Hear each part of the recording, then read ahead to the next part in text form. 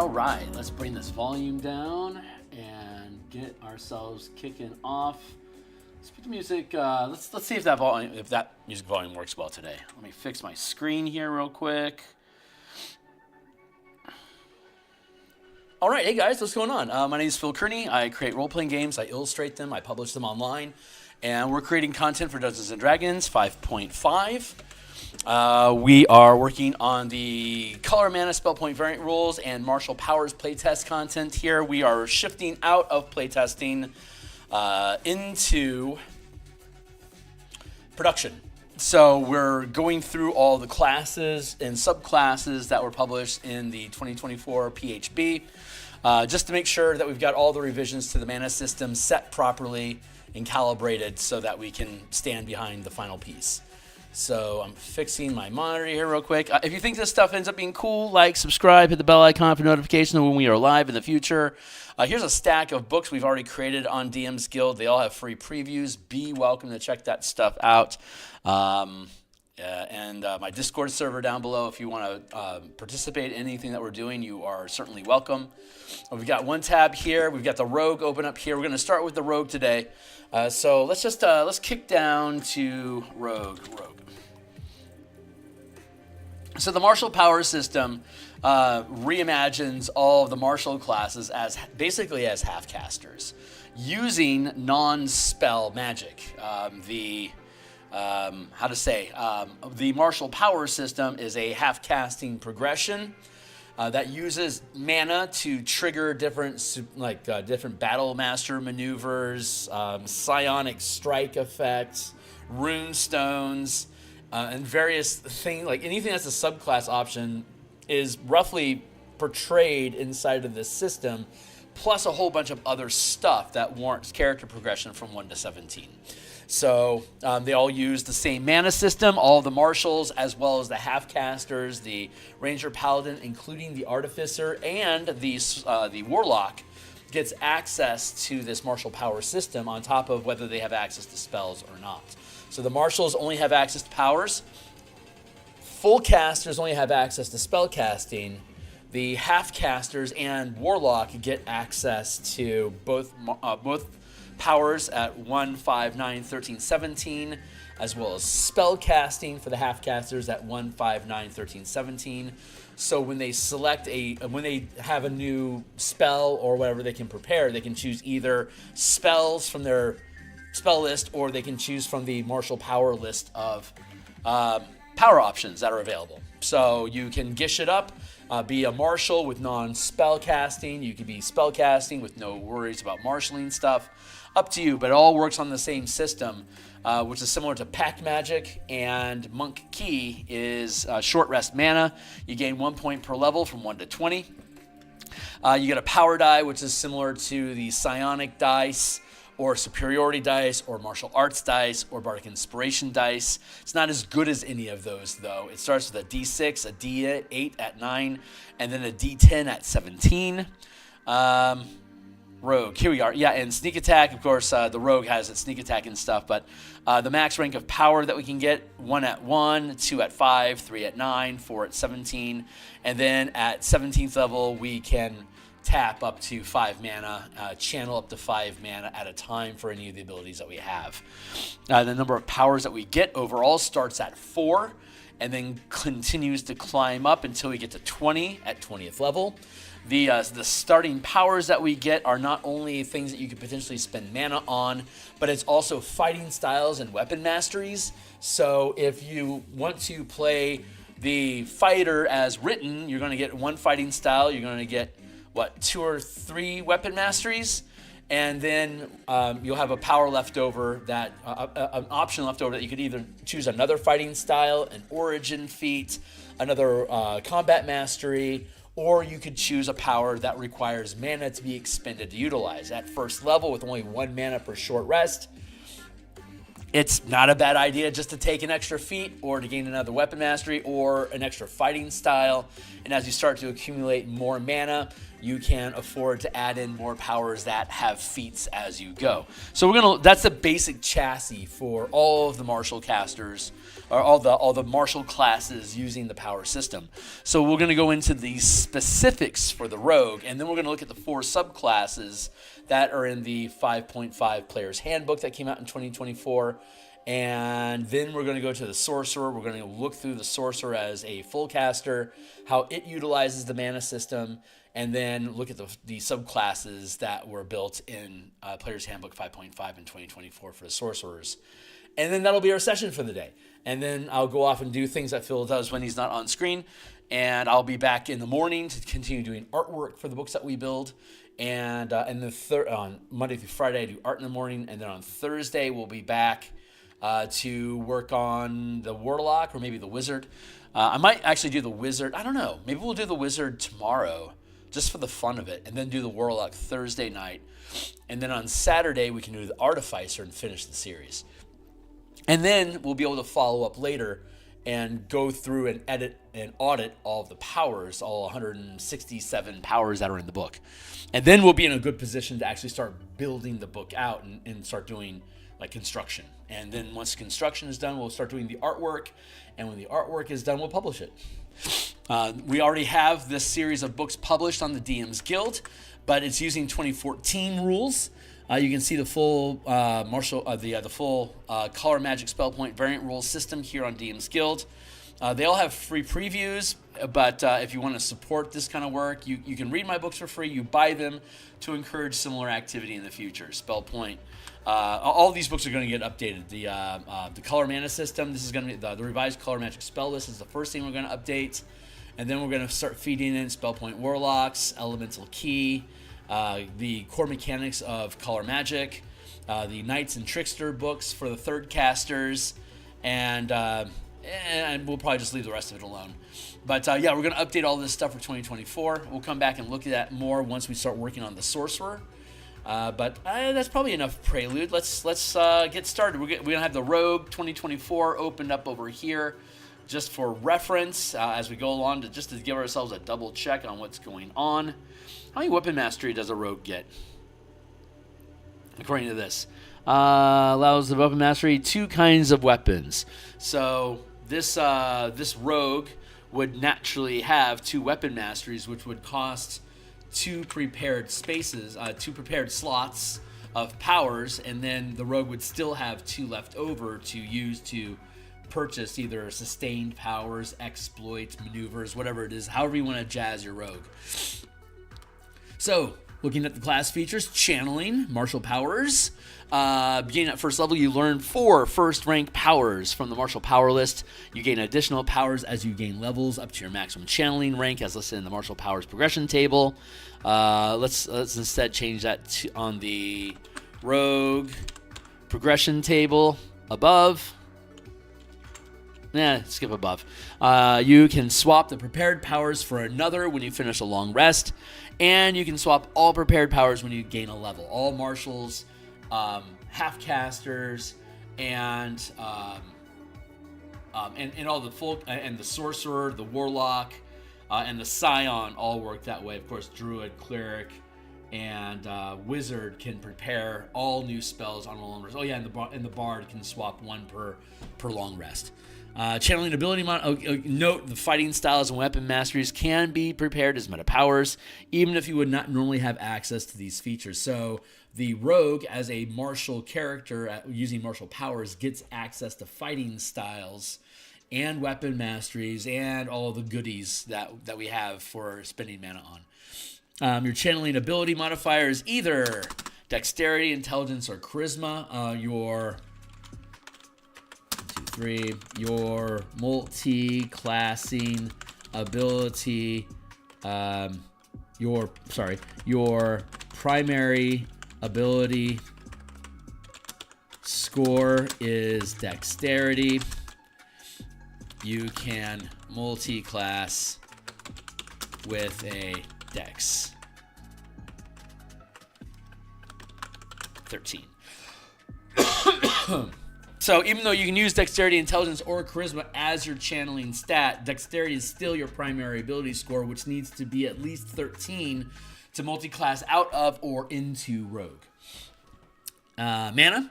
At first level, you gain 1 point of mana. You gain an additional point of mana every level to a maximum of 20 mana at 20th level, which you regain on a short or long rest. Again, for those that aren't indoctrinated, welcome to the mix. One of the things that makes martial powers different from spellcasting is temporary mana. Characters can generate temporary mana through different class features, feats, and abilities, such as empowered actions. Temporary mana can be used the same round that's generated. It's basically available until the beginning of your next round. So if I were to generate mana during my turn and not do anything, I could potentially have a stack of mana that I could use as a reaction when it's not my turn if I need to. So one thing that you can do during your turn to generate temporary mana is empowered actions. So characters with a channeling class feature can expend action economy during combat which means like while you're in initiative. Generally, they have during combat features in the player's handbook, so we're extending that idea to make marshals feel very different from spellcasters. So you can expend action economy during combat to generate temporary mana for channeling exploits, maneuvers, reactions, and strike powers. Sustained powers is the 5th type of power, and they don't actually you tap mana to turn sustained powers on, and they stay on until you take a rest, become incapacitated, die, or get hit with a dispel magic, or let it go on your own. So we don't allow you to generate free mana to create something that has an ongoing effect. Everything else, exploits, maneuvers, reactions, and strike powers, they last for at most a minute long, if not less. It could be 1 round, it could be 1 action, it could be this instant, it could be a reaction, but it doesn't last typically beyond a minute. Like if you blind somebody, it'll automatically end after a minute if they don't get out of it somehow sooner. So you can generate temporary mana for temporary effects. Generating temporary mana to create permanent effects is a bag of rats scenario that you as a designer generally want to avoid. So the types of action economy that can be expended to generate temporary mana are described as below. Attacks. When you take the attack action specifically, instead of using the attack, instead of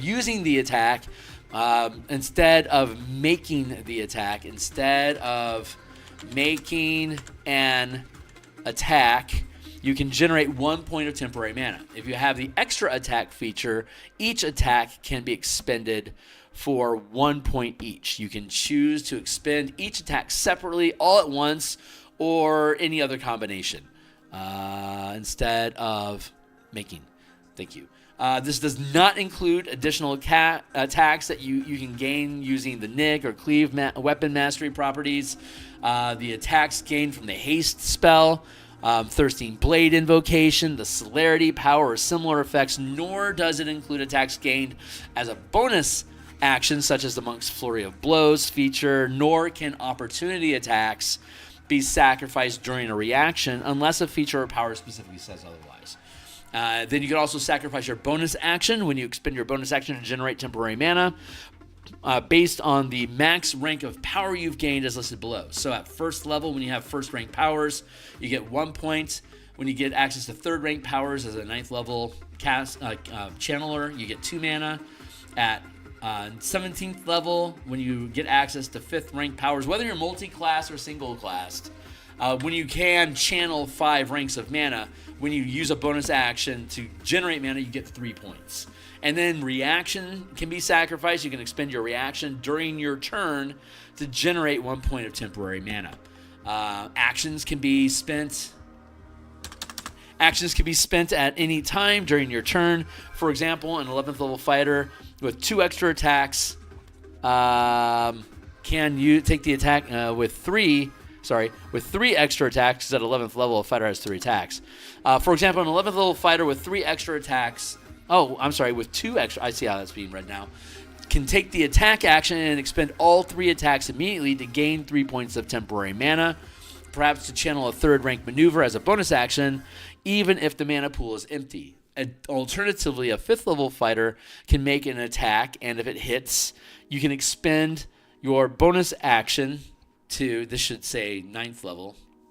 Alternatively, a 9th level fighter can make an attack, and if it hits, you can expend your bonus action to gain 2 points of temporary mana that you can channel as a 2nd rank strike to increase the damage you deal of your current attack, even if the mana pool is empty. You can expend your reaction at any time as well. For example, if you hit with a weapon attack during your turn, you can expend your reaction to generate 1 point of temporary mana, which you can immediately expend to channel a strike power. So this allows you to have that, you can give up action economy during your turn to generate mana that you can then use for whatever it is that you want to use your mana for. So that's how, so even though you only get 1 point at first level, I could sacrifice my bonus action at any time and immediately generate a point of mana if I'm in combat. If I'm out of combat, my mana pool is all I've got. So like at first level, when you only have 1 point, picking up a sustained power that will literally last as long as every time you get a point back, you just put the point back into the sustained power. That power becomes basically permanent until you die are incapacitated, or somebody hits you with a Dispel Magic. And then you would have to channel the sustained power again, and if you don't have any mana left over, because it's a sustained power, you'll have to wait until you take a short rest or a long rest, because temporary mana that you generate with action economy cannot be used to channel sustained powers that are otherwise permanent. So there you go. Also at level 1, the rogue gets expertise and 2 skills. You get sneak attack. Okay, so sneak attack had to go through a number of changes, and it's not difficult to understand why. Because if you allow, like for example, the strike power every time you hit with an attack, with any kind of a weapon attack, if you spend mana, you deal extra damage. And a 17th level rogue could spend 5 mana to do 5d10 damage on top of any other damage that they're doing with their weapon attack. So if you allowed a rogue to not only throw 5 mana at a problem for 5d10 damage, and then also allow them to sneak attack for 6d10 damage, 10d6 damage, that is broken. It vastly outscales anything else. Even if it has a mana cost, it's too far out of the normal damage curve to let that sit. So we make changes. Initially, it's going to sound the same. Once per turn, you can deal an extra d6 of damage to one creature you hit with an attack roll if you have advantage on the roll and the attack uses a finesse or a ranged weapon. The extra damage type is the same as the damage type. You don't need advantage on the attack roll if at least one of your allies is within 5 feet of the target. The ally doesn't have the incapacitating condition, and you don't have disadvantage. And the extra damage increases as you gain rogue levels, as shown in the sneak attack column of the rogue feature table. You can use combat masteries with sneak attack damage, but not strikes. And then see empowered sneak attack below. So empowered sneak attack. So when you deal sneak attack damage, you cannot spend mana to deal more damage. Instead, we have empowered sneak attack, which is when you have the option to deal sneak attack damage, you can forego this extra damage to gain temporary mana equal to the max rank of power you have gained as a rogue to channel a strike power instead. So you get, every time you do sneak attack damage, instead of just doing raw dice of damage, you could choose to do a strike power instead at your maximum capable level. In addition, equal to the max rank of power, you have gained as a rogue to channel a strike power. So if you take 2 levels of rogue, that's only first rank of power, you'd be able to replace that d6 with a strike power instead. This is a great opportunity for us to go look at strike powers. Again, the master table of how marshals work in general. At first level, we get a d6. So a rogue would, at first level, get a d6 of sneak attack, or the rogue would be able to instead channel a first rank strike power that would also do d6 damage. At third level, the rogue would have 2d6 damage, or I could sacrifice both of that 2d6 damage and instead deal 1d6 damage with a first rank strike power. So at third level, the rogue is actually weaker than they were at first level as far as damage is concerned, because the power die is the same amount of damage that a first level rogue would normally be able to do, but you get whatever the kicker effect is for the strike power. So let's take a look at that. We could argue that we can't snap this stuff in until, say, third level. Honestly, that's a good question. What happens at third level? We get our rogue subclass. This would be the time that we would be able to pick up empowered sneak attack, but you're already getting a rogue subclass, and in general, you only get one thing at third level, and that's your subclass. So I don't want to violate that. I guess we could wait until level 5 when we get cunning power. That's worth considering. It'd be 1d6, 2d6, and then it would either be 3d6 raw damage, or because we're second rank now, it'd be 2d6 plus whatever power kicker you get. let's wait until we see what Cunning Power is, because I'm actually convincing myself that's not a bad idea. So Cunning Power, when you generate temporary mana, instead of dealing sneak attack damage during your turn, you can choose to channel. Yes. That is exactly what we should do.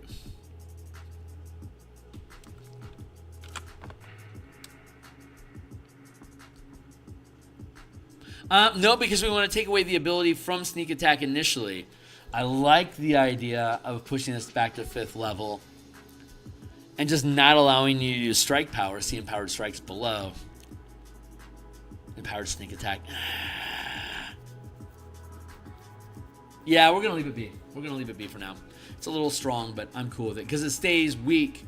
It doesn't get any better from 1st level until 5th level when it becomes 2 dice of damage. And you can channel 2 mana worth of power into something as opposed to dealing 3 dice. And then at 7th, it's 4 dice, and it's still only 2 dice that we get with powers. I don't know, man. I'm feeling it, but I'm not quite feeling it. You know what I mean? Thieves Can't. You can speak Thieves Can't. Cunning Actions. As a bonus action, you can dash, disengage, or hide. Rogue subclass. Choose our subclass at 3.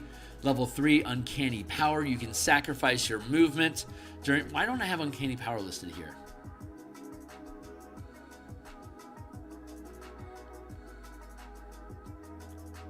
Cunning Action. This should be... Yeah, level 2.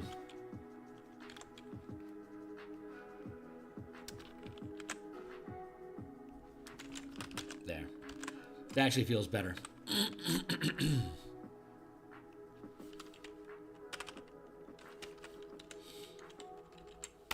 That does feel good. You can sacrifice your movement during your turn to generate. Well, no one else can, but the rogue. If you stay still, you hold a steady aim. You can gain a point. You can gain a temporary point, or you can gain advantage on your next attack roll until the beginning of your next turn. Was that supposed to come in at 3rd? Hold on. Wait a cotton pick in 2nd. Steady aim. It did come in at 3rd. Huh. Okay.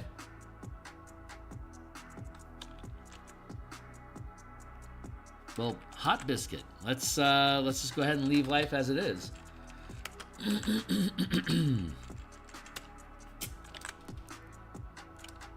Cunning Strike, Uncanny Dodge. God damn, I'm like this close.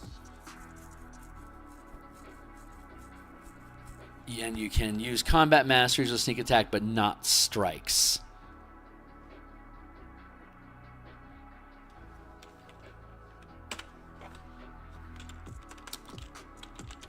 But not strike powers, period. Let's do that.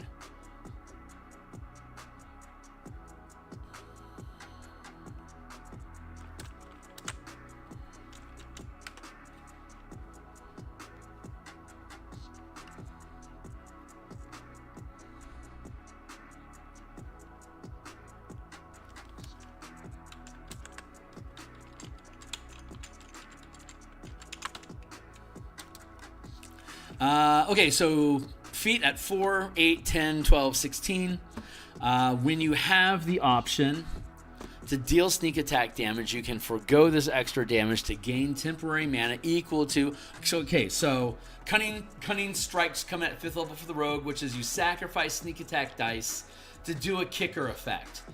Instead of complicating that situation, what we do instead is, instead of dealing sneak attack damage, you gain your max rank of power. So at 5th level, you do 3d6 damage normally, but instead you can sacrifice that to deal 2d6 damage and use a 2nd rank strike with 2 mana. It ends up actually being pretty... It's either like 3d6 and then get rid of one of the die to have a couple options, or sacrifice all 3d6 to get 2 points of mana that you can spend immediately to do something and a kicker effect. So it'd effectively be 2d6 plus something, as opposed to the way that Cunning Strikes normally works. It's at 5th level, you get rid of a die, it's 2d6 plus something. It's, in that instance, it's 6 or a half dozen, one or the other. So we just took the Cunning Power idea and and just reworked it. So Cunning Power, I can now get rid of Empowered Sneak Attack because that doesn't matter. Channeling, expertise, thieves' cant, cunning action, uncanny power.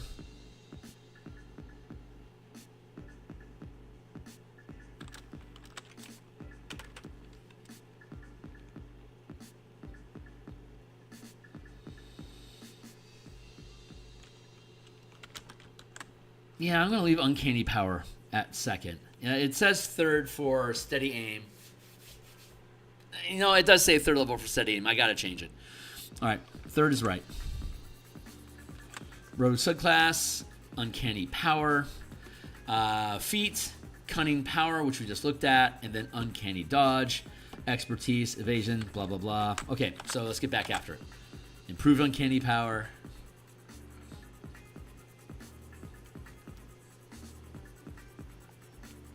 What does improved uncanny power do? We'll take a look at that. Oh, yeah, I think I know what that does. Okay, cool. Sorry, I'm sorting my shit out. Fourth, all of them better worlds.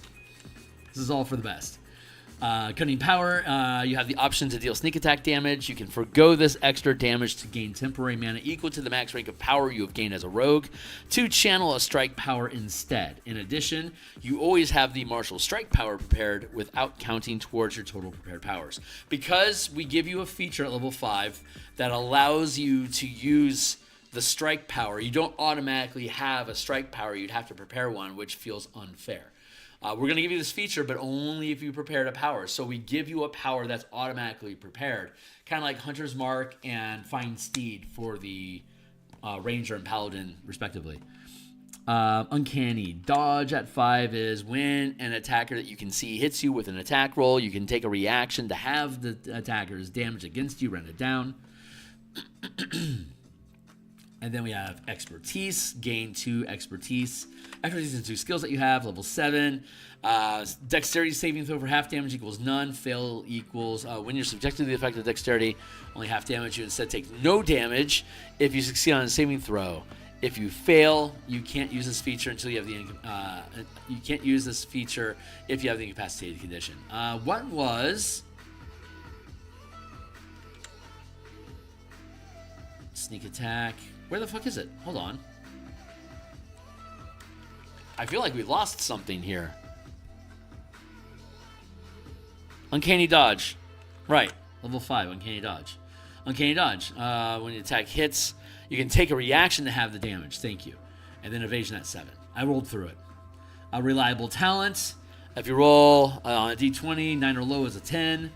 Improved uncanny dodge. You have the ability to generate temporary. Your ability to generate temporary mana improves. Sacrificing your movement or reaction during combat now generates 2 points of temporary mana each instead of 1. And of course, if you're using sneak attack as a reaction, you can forego the sneak attack damage to deal max rank of power in a strike instead of the sneak attack damage.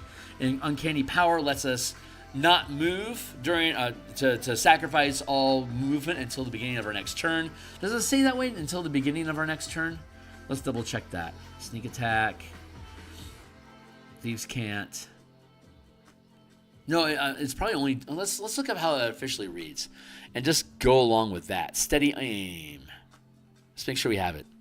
As a bonus action, you give yourself advantage on the next attack roll of your current turn. You can use this feature only if you haven't moved during your turn, during this turn. And after you use it, your speed is 0 until the end of your current turn.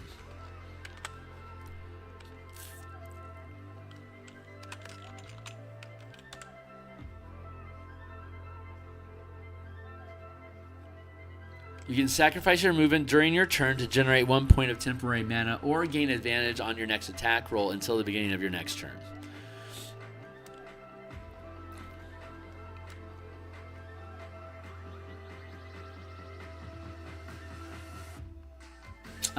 Just checking on that, just thinking it through. If you do, period. If you do, your movement is 0.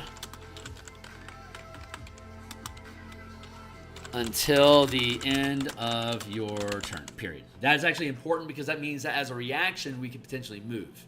It does allow for that. So steady aim. Your speed is 0 until the end of the current turn. Your speed is 0 until the end of your next turn. Cool. Uncanny dodge, evasion, reliable talent, improved uncanny. That's 2 mana instead of 1 at 11.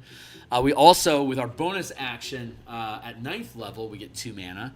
So we could give up our movement and our bonus action at, say, 13th level to have 4 mana that we get for free. But we'd still have to use either our attack, a magic action, or a bonus action to trigger that stuff. So if we sacrifice our bonus action and we sacrifice our movement to get 4 points of mana, we either have to use it as a magic action, our attack action, or hold it until our reaction. And then if we don't have that reaction, we lose all that mana at the beginning of our next turn.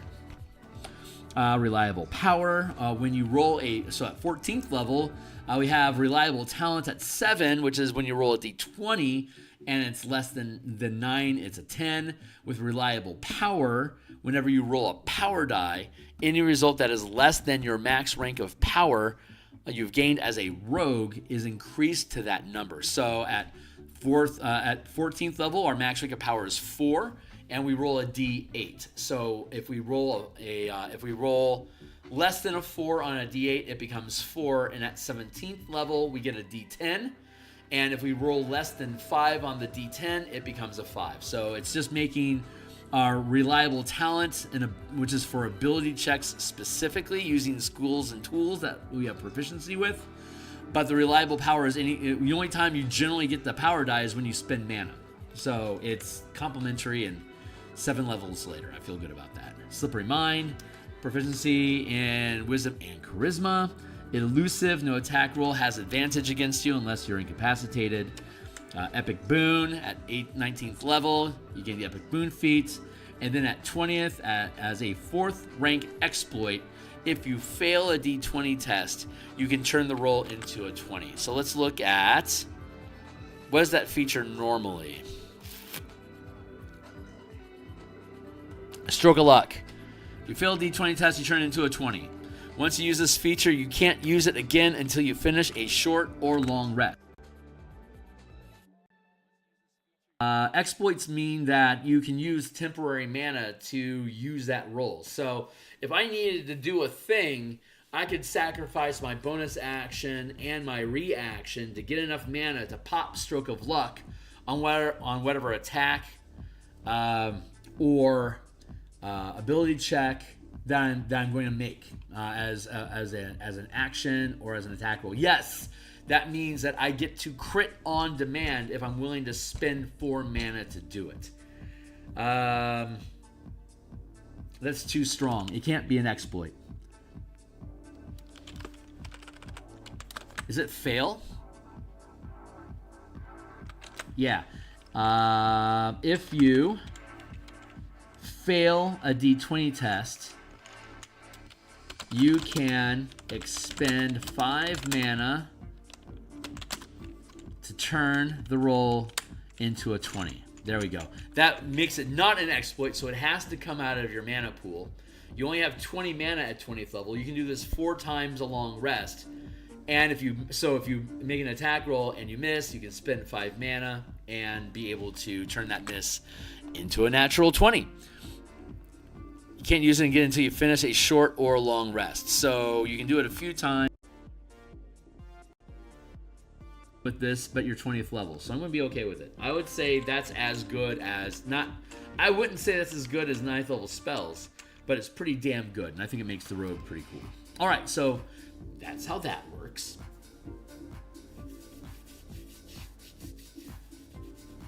Let's see. I'm going to take a sip of water since we just finished the rogue. We're going to go into the archetypes next. Sorry, right. We were going to look at the cunning strike options. Before we moved on, just as proof of concept, Cunning Strike. At 5th level, we get 3d6 dice. And with our system, we get 2 free mana. So we get at Narf, where'd you go? There you are. Let's do this real quick. Hold on. I'm going to hop step.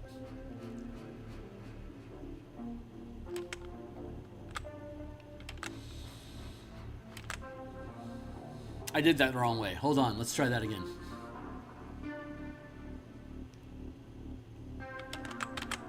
I'm grabbing tablets here.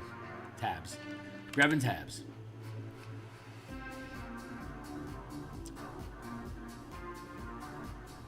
Okay, we'll do it this way. This will work. Okay, great. So let's go down to strike power. Strike powers can be used anytime you hit with a weapon attack and you don't use a weapon mastery. Weapon masteries are cantrips, powers are spells. You can't cast a spell and a cantrip at the same time. Using the 2014 Paladin rules, when you hit with an attack, you can expend mana to deal more damage. Hey, what's up? Hey, Fernando. It's good to see you, my man. We're doing good. So let's go down. We have 26 different strike powers that go from rank 1 to 4. Yeah, it caps at 4 at level 13, but we can channel up to 5 mana at 17.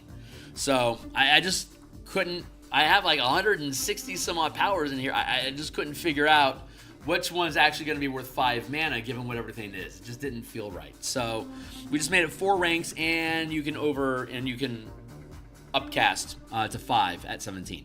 So strike powers again at where was it? Here we go. So looking at Cunning Strike, keeping in mind at 5th level we get 3d6 dice on our sneak attack, and this poison property reduces our dice down to 2d6 instead of 3d6. At let's go find it real quick. Look at our table here. At 5th level, we have 2nd rank, which is 2 mana that we get for free instead of dealing sneak attack dice. Instead of dealing the 3 sneak attack dice we get at 5th level, we instead get 2 free mana that we can spend for 2d6 dice and channel up to a 2nd rank power. So 2nd rank strikes, let's go look at, for instance, the first thing that they're offering us here on the list is a poison strike. So let's go look at our poisoning strike. Poisoning strike. Let's see what theirs does. So we're going to do 2d6 damage, and you add toxin to the strike, forcing the target to make a Constitution saving throw. On a failed save, the target has the poison condition for 1 minute. At the end of each of its turns, the poison target repeats the save, ending the effect on itself on a success. Poison strike. And keep in mind, if you deal a condition, it lasts for 1 minute until the target can save out of it. So your weapon deals poison damage instead of its normal damage. That's a change. And you increase the damage by 1 power die per mana. And at 2nd rank, at 5th level, that's 2d6. That's 2 mana, which turns into 2d6 damage as a strike power. So the same amount of damage. In addition, the target is poisoned. The creature can attempt to end this effect by succeeding a Constitution saving throw at the end of each of its turns. So poisoning strike is, you can make a saving throw, and if you fail, you're poisoned. With poisoning strike, you are automatically poisoned, and then you get the save out of it, and it automatically ends after a minute. So the power system in general automatically deals conditions to people if it's an attack, because you had to hit with the attack, you're dealing damage, and now you get a kicker effect. Kind of like how wolves get to trip people for free, and a couple different creatures automatically get to push you when they hit you. Similarly, these strike powers automatically do the thing against you, except for some specific instances. What's up? What is the most fun class in D&D in your opinion? In my opinion, the Sorcerer, which we're going to work on tonight. I think the Sorcerer is most fun because there's no difference between your mana pool and sorcery points. And in fact, the Sorcerer gets 20 points over the course of 20 levels more than the Wizard does. Similarly, you can prepare meta powers, or you can prepare meta magic instead of having a select number of meta magic at a, like, I think you get like 4 by 17th level according to the player's handbook. With our system, you get access to all 10 of them if you're willing to prepare them. So you guys will see, and we go much further and deeper with it than where the player's handbook did. But the player's handbook offers 10 meta magic options, and if you wanted to use 10 prepared spells, you get 26 spells with this system, the same amount that the wizard gets, but 10 of them could be meta magic powers, or it could be meta magic options, and then you have 16 spells, spell slots to spend on whatever you want to prepare level 1 to 9. Or you could take 0 meta magic and just have more mana in your mana pool to spend. Or you could just take cantrips. And with the system that we have, we've got 26 powers. You could prepare all 26 of them and just use them with cantrips. So you could be, you could have a massive battery that you're just popping off cantrips over and over again. And you can bonus action a cantrip and fire a cantrip in the same turn. And you can ramp it with various meta magic effects. Plus, I'm a big divine sorcerer nut to get access to both the cleric and the sorcerer spell list that I could then meta magic both of them. My absolute favorite. I love that. Absolutely love that. It is my favorite. Aside from that, the Shadow Monk is really fucking cool. And so is the Eldritch Knight, Arcane Trickster. I absolutely love those things. There's a lot of options that are super fucking cool. They all have their own interesting spice. Have you created? Yeah. There's like 26. No, there's 24 meta magic options, and most of these were pulled from 3rd edition that we convert. You'll see them. You'll see them after we finish this conversation about rogues. Then we'll get into the sorcerer, and you'll see all that stuff. But yeah, I love the sorcerer. Also love the warlock because they're true gishes. They can use both up to 9th level spells and have access to martial powers. 5th rank power at 17th. They get the half casting progression for power while they retain their full casting progression on the spell casting side, but they have to use the same mana pool for both. So warlocks are incredibly cool, and they can use their invocations to pick up more powers, pick up more feats, pick up more spells, or do whatever you would normally do with invocations. So warlocks are incredibly flexible gishes. Super fun. Anyway, there you go. So yeah, we were talking about poison. So 2d6 plus your poison for up to a minute. Make a save to end it. Poisoning Strike at 5th level. 2d6 damage. It's all poison damage, and it lasts for a minute, and you save to get out of it. So poison's the exact same. Trip. It'll cost you 1 damage. It'll cost you 1d6. If the target is larger or small, it must succeed a dex saving throw or have the prone condition. So let's go to Tripping Strike. Tripping Strike's only a 1st rank power, but at 5th level, when we get access to this, we're going to be dealing 2 mana. So we automatically get to put 2 mana into Tripping Strike, which is you deal 1. Your weapon damage increases by 1 power die per mana expended. In this case, it's an extra. It'd be 2d6, and here we would reduce our damage by 1, so it's also 2d6. And if the target is large or smaller, dexterity save, or it's prone. Tripping Strike. Your weapon damage increases by 1 power die expended, and you knock a large or smaller creature prone. There is no saving throw. You just get knocked prone like a wolf. If you expend at least 3 mana, which you can at 9th level, you can trip a huge-sized creature.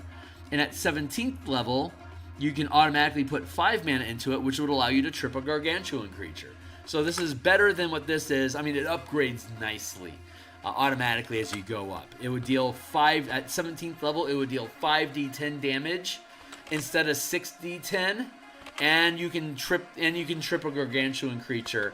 And this one, it can still only be. It would be 9d10 damage that you would deal, and you can only trip up to a size large creature. With this, you could do 5d10 damage and trip up to a gargantuan creature. So Tripping Strike is nice. Or you could not use the strike power and just go with your generic damage, 6d10 damage, and use the topple weapon, the topple combat mastery. If you prepare topple as a combat mastery, you can use it with a dagger or a throwing star or any weapon that you're proficient with. The target hits, makes a strength or a dex save, or gains the prone condition.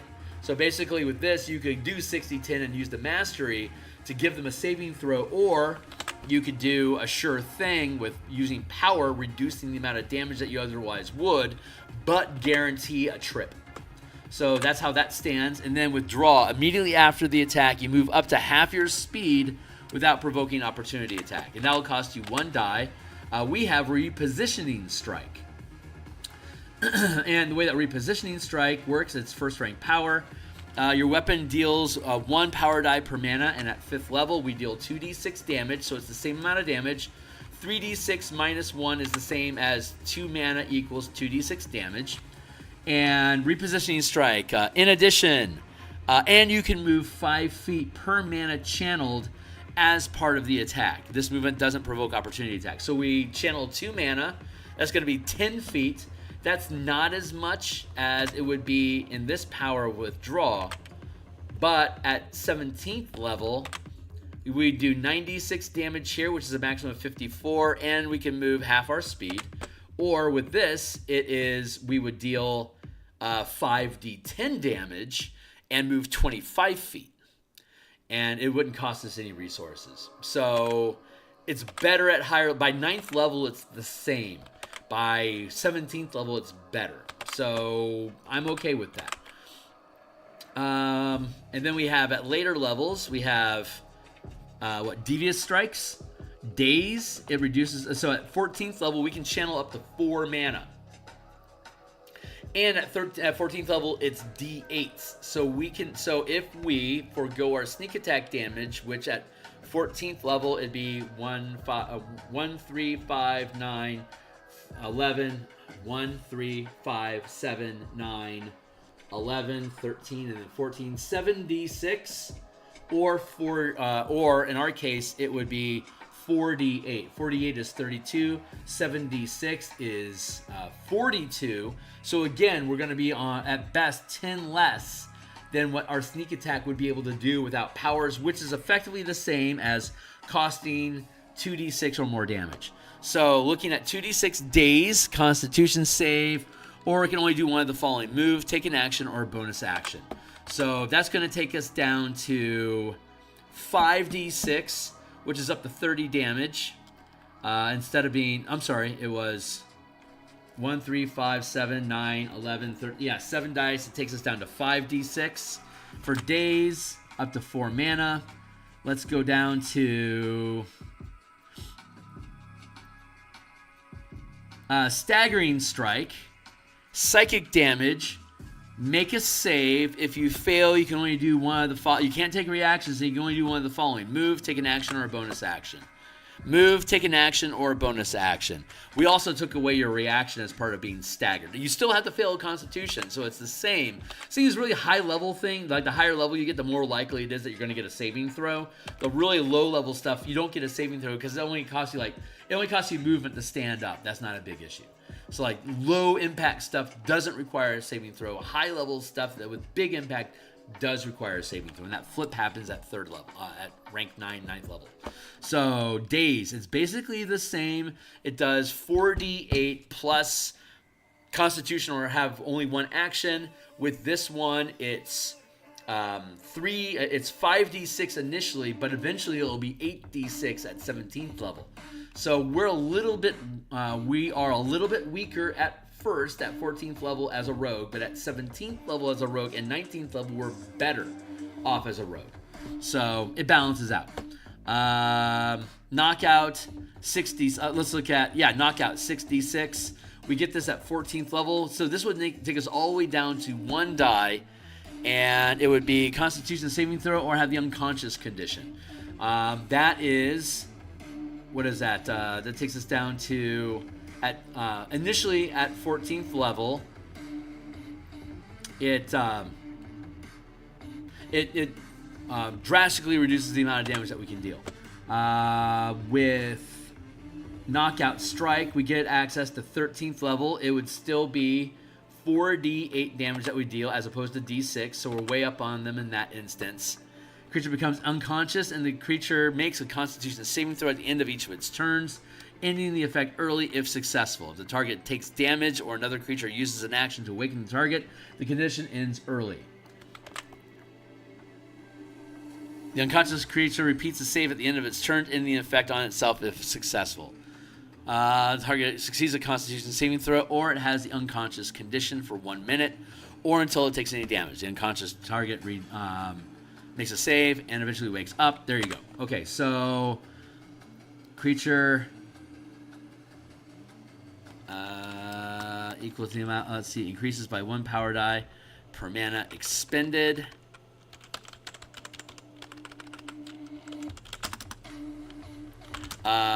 The creature makes a Constitution saving throw. If it fails, this is appropriate. If it fails, comma, that'll slow it to roll a little bit. It's too strong otherwise. The Charisma Constitution. There. So this one's still stronger by let's see, by 19th level we're dealing 10d6. This takes it down to 4d6, max 24. This one is still going to be 5d10 plus the unconscious condition. So Knockout Strike is a huge winner for the rogue. I'm fine with that.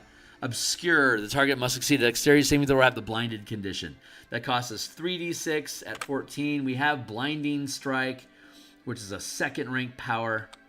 At 14th levels when you would normally get access to Obscure Striking Power, Blinded Condition.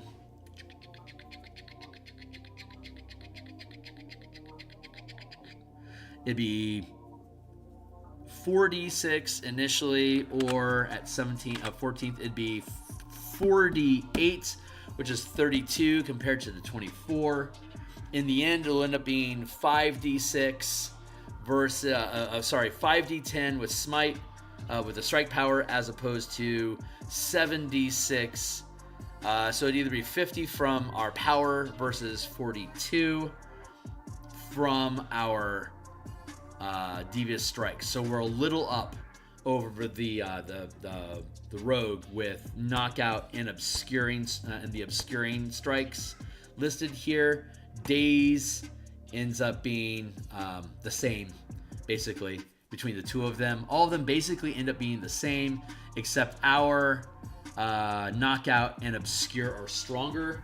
That's an argument that knockout could be 5th rank, but I would have to make up 2 more powers basically for all the other, like, I'd have to basically make 10 other powers up to compensate for the fact that strike is the only power that has 5th rank powers, and I don't like that. So we're just going to leave knockout strike at 4th rank, but it's a good conversation to have.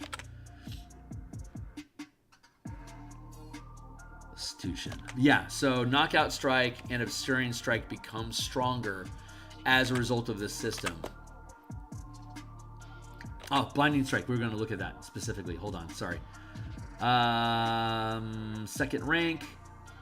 Blinding strike. It deals radiant damage. Increases by 1 power die per mana, which at 17th it'd be 5d10. In addition, the creature is blinded. It can attempt to end the effect. It's 2nd rank. You're automatically blinded. It's just advantage. That's worth 2 mana to automatically do that. Silvery Barbs automatically imposes disadvantage and advantage on a target at no saving throw for 1 mana as a 1st level spell. This, as a 2nd rank power that requires you to hit first, is certainly within current balance of the 5.5 game engine.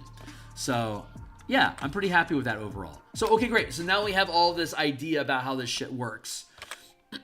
Let's get into subclass options, and then we can go play with the Sorcerer. So, okay, Arcane Trickster. So let's look at how the Arcane Trickster works. I'm really, really happy with how all of these subclasses have turned out. They absolutely tickle me. So, features, spellcasting. Okay, so keep in mind this martial power this martial power structure that we're using. All half-casters and all marshals use it. So all of them have half-casting progression, have the same amount of mana, have the same number of powers that they learn. The only thing that's different about them are the actual class features and subclass options. Otherwise, Paladin, Ranger, Rogue, Fighter, Barbarian, they all use the same progression system. Hey, what's up? I thought that you will ban Silvery Barbs in the mana system.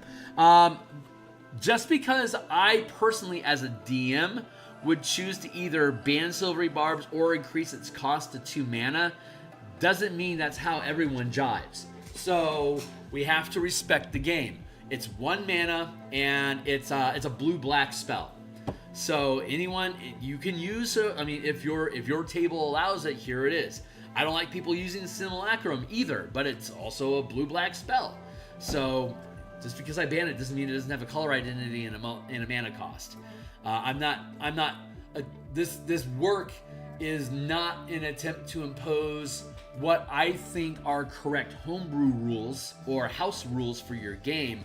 This is creating a system of mechanics that lets you use mana and the 5 color magic paradigm instead of the 8 schools of magic and spell slots. I definitely have opinions on how things should work that I can offer as options, but I don't think it's my, like, all the things that you can do as a character, you can still do with my system, plus different ways of doing things or new options. I'm not taking away options from you, I'm giving you different options or leaving your options alone. In the case of Silvery Barbs, I as a DM think that if you're going to use it, it should be at least 2 mana, because it's giving you both advantage and disadvantage. The blindness spell, for instance, is also advantage and disadvantage on people. Arguably, blindness has a concentration duration, but if you succeed the saving throw against it, it immediately goes away. So there's risk and reward that goes along with the 2 mana for casting blindness at a target getting a saving throw. You could argue that 1 mana for advantage and disadvantage to automatically trigger for 1 instance is equal, but I actually think them not having a saving throw and not having a duration for 2 mana is balanced against getting a saving throw and then being able to save out of it every turn, because at most you're going to have 2, maybe 3 rounds of blindness unless you get really lucky or are really smart about who you're targeting. So in that sense, I think that Silvery Barbs and blindness are basically the same. You can argue with me over it, but do it on my Discord server, which is linked down below if you want to. But that's my philosophy. Like Silvery Barbs can get by at 2 mana because it's basically a quick, unavoidable blindness that you hit on somebody that then burns off immediately after the next round. So anyway, that's my philosophies about that. But okay, so keeping in mind, half caster, everybody's a half caster. So when we're looking at the Arcane Trickster, instead of gaining bonus powers with this, because all subclasses get bonus powers. All the marshals get 10 bonus powers at 3, 5, 9, 13, 17, except for the Arcane Trickster and the Eldritch Knight and the Warrior of Mystic Arts Monk. Instead of gaining bonus powers, you choose either Arcane, Divine, or Primal Magic, and Primal Magic is defined as Druid. You can choose cantrips or spells up to the max rank of power gained as a rogue from the chosen list. So I could be an Arcane Trickster, I could be a Divine Trickster, or I could be a Druidic Trickster.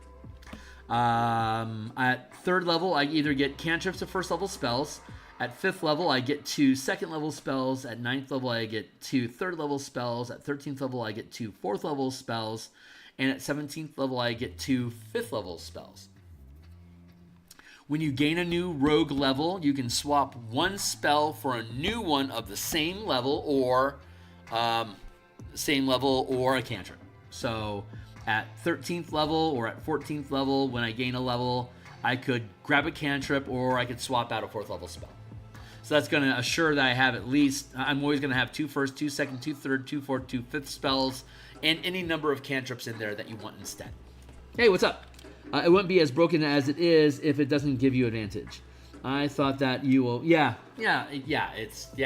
1 mana, clocking somebody with disadvantage, that's great for 1 mana. I'd be fine with that. Yeah, it's choosing who gets advantage on top of it that causes it to be more than 1 mana, or otherwise it's broken. So, but yeah, I completely agree. Spellcasting follows all normal rules for components, maintaining concentration, etc. Your channeling ability is your spellcasting ability, and again, that could be either dexterity, intelligence, or charisma. Your choice makes it very multi-class friendly. If you wanted to play, say, a rogue sorcerer, it would be super cool. Spellcasting focus, you can use an arcane focus as a spellcasting focus for the arcane trickster spells. Arcane, divine, or druidic focus as a spellcasting focus for your arcane trickster spells. I'm going to switch that to for your trickster spells. Yeah, we still call it arcane tricksters, even though you can have access to anything. It should probably be eldritch trickster. Maybe we'll do that. Eldritch trickster. That makes sense. Let's do that.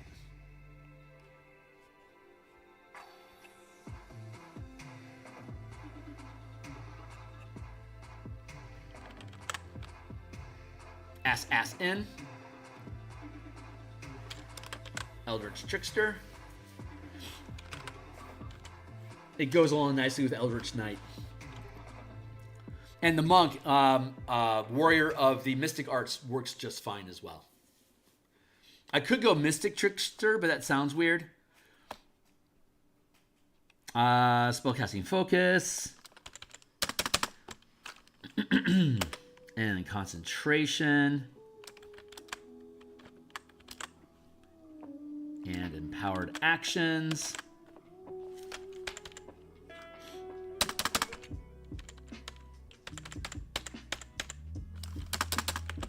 There. And cool. Okay, great. So, concentration, you can forgo sustaining powers to maintain concentration on spells instead. For example, a third level arcane, a third level eldritch trickster can sustain 1 rank of power or maintain concentration on a level 1 spell, while a 5th level 2 ranks of power can be sustained, or a level 2 spell can be maintained, or a 1st rank power can be sustained while you concentrate on a level 1 spell. Otherwise, normal concentration rules apply. When you expend action economy... Okay, so empowered actions. When you expend action economy during combat to generate temporary mana, you can expend that mana to cast one of your bonus spells, of which you have 10, plus your cantrip, which doesn't cost any, to cast one of your spells that if it has a duration of instantaneous or concentration, instead of channeling a power. You are not... Again, you can only generate mana as part of combat, and when you cast a spell, you're either going to have to use your magic action or your bonus action or a reaction to cast that spell. But during combat, generating mana to be able to trigger a reaction or a strike power or a maneuver is the same difference. The concentration spell is going to end. The instantaneous spell is a 1 pop, kind of like a strike power thing. So it's balanced to do that, and limiting them, that encourages you as a caster to take instantaneous and concentration spells if you're going to use them during combat, and knowing that if it's a normal duration or a persistent effect, that you're going to have to actually spend mana from your mana pool, whether you're in combat or not. This is how the Ranger, the Artificer, and the Paladin work, except it can be any of their spells. So any Paladin, Ranger, or Artificer spell that has a instantaneous or a concentration duration, they can expend action economy during combat to get to be able to channel those powers, to be able to channel those spells. And they're not limited. So a 17th level Ranger can can sustain 5 ranks of power and can concentrate on a 5th level spell at the same time. So the half-caster hybrids are more magically capable than the martial characters, even though the Eldritch Trickster can get access to 5th level spells at 17th level. Concentrating on that's is gonna tie up my channels. So I can't also, like at 17th level, I've got 5 channels open. I could do a 3rd level spell and sustain 2 ranks of power on top of it for a total of 5 mana. You see how that works? The half-caster can sustain 5 and concentrate on 5 for a total of 10 mana that they're able to sustain or concentrate on together.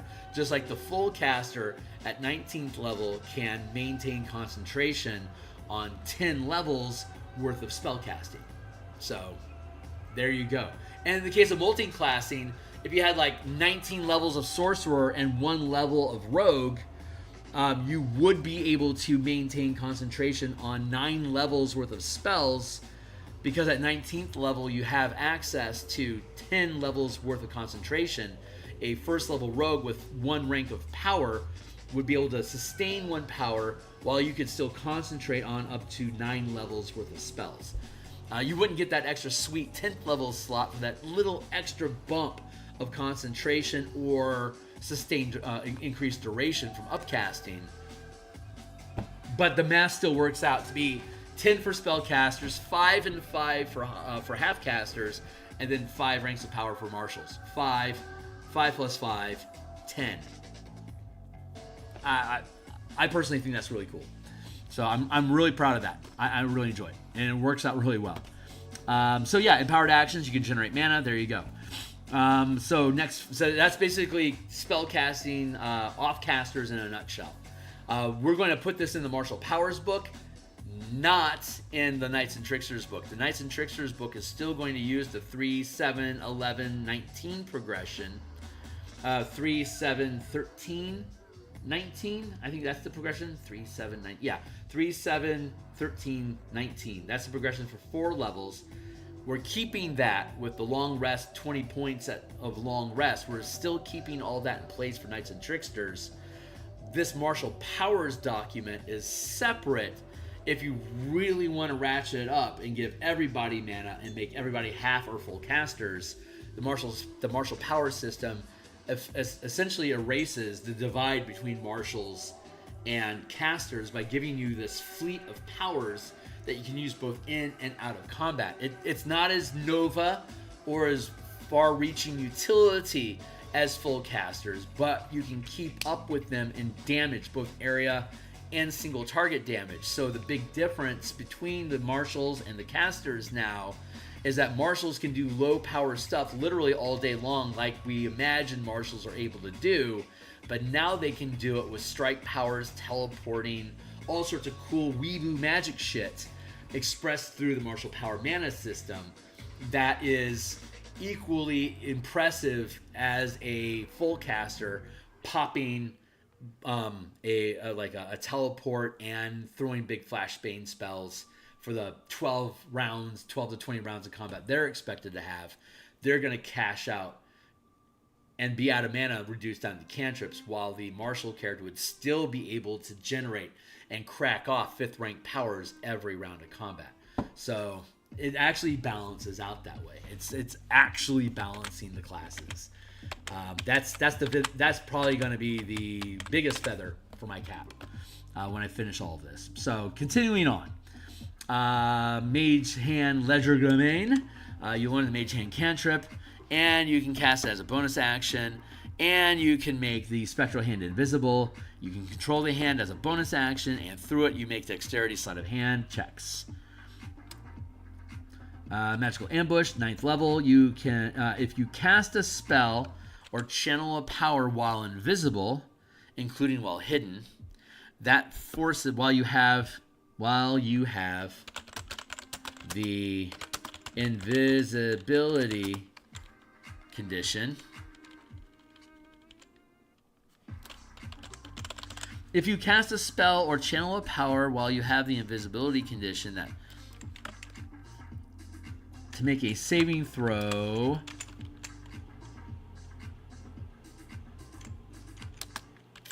while you have the invisibility condition. Actually, let's word it this way. While you have the invisibility condition, comma,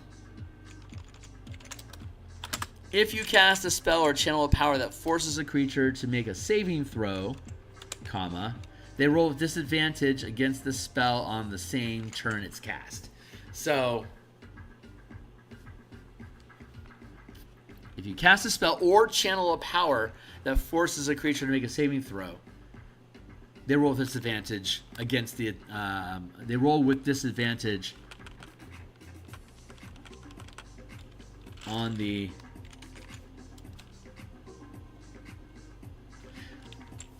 If you cast a spell or channel a power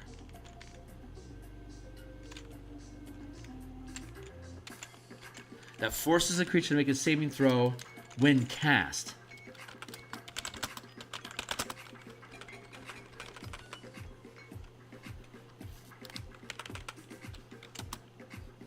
As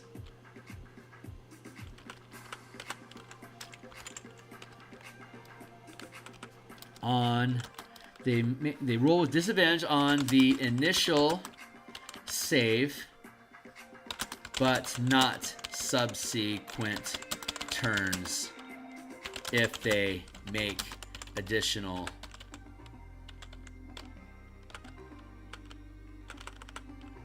period, comma, such as at the end of each of their turns. There. Because we're allowing it to apply to both strikes, to both powers and spells, I have to reword the language a little bit there to make it more generic. You can use your Ledger Domain to sow chaos in the battlefield. When you use any prepared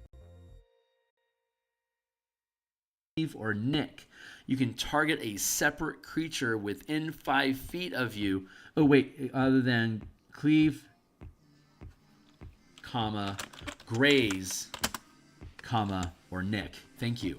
You can target a separate creature within 5 feet of your mage hand with the same combat mastery effect. For example, if you use the grapple mastery, you can grapple both the creature you hit with your weapon attack and another creature within 5 feet of your mage hand. There you go. Spell Thief 17. You gain the ability to magically steal the knowledge of how to cast a spell or channel a power from another creature. Immediately when a creature targets you with a cantrip, power, or spell, if you're in its area of effect, you can take a reaction to force the creature. If you're in its area of effect, you can take a reaction to force the creature to make an intelligence saving throw. On a failed save, you negate the effect against you, and you steal the knowledge of that cantrip, power, or spell if you're able to cast or channel it. Steal the knowledge of that cantrip, power, or spell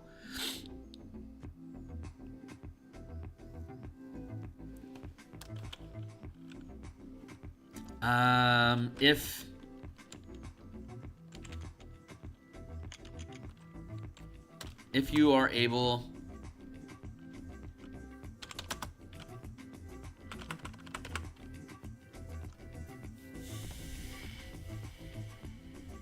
let's look at the wording on that, because we have a very narrow window of what we can actually do. So we need to look at that a little bit more closely to see what that language is supposed to be.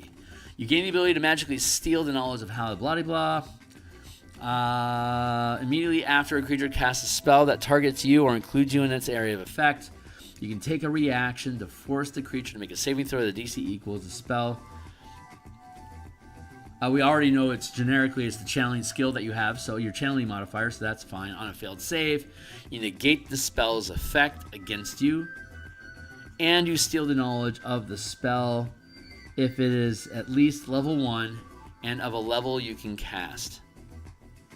It doesn't need to be a wizard spell. For the next 8 hours, you have the spell prepared. The creature can't cast it until the 8 hours have passed. Okay. Okay, great. So immediately when a creature targets you with a cantrip, power, or spell, and this is level 17, so we get all of it at this point. If you're in its area of effect, you can take a reaction to force the target to make an intelligence saving throw. On a failed save, you negate the effect against you, and if it's up to 5th level or rank, you steal. That makes it much simpler. You steal the knowledge of that. You steal the knowledge of that cantrip, power, or spell. Period. And I'm letting you keep it for a long rest. Spell. Period. Until you begin a long rest, you have the stolen effect prepared, and the target creature can't cast it until the effect can't cast it until this effect ends. Once you steal an effect with this feature, you can't use this when you steal an effect this way. That's probably a better way of wording it.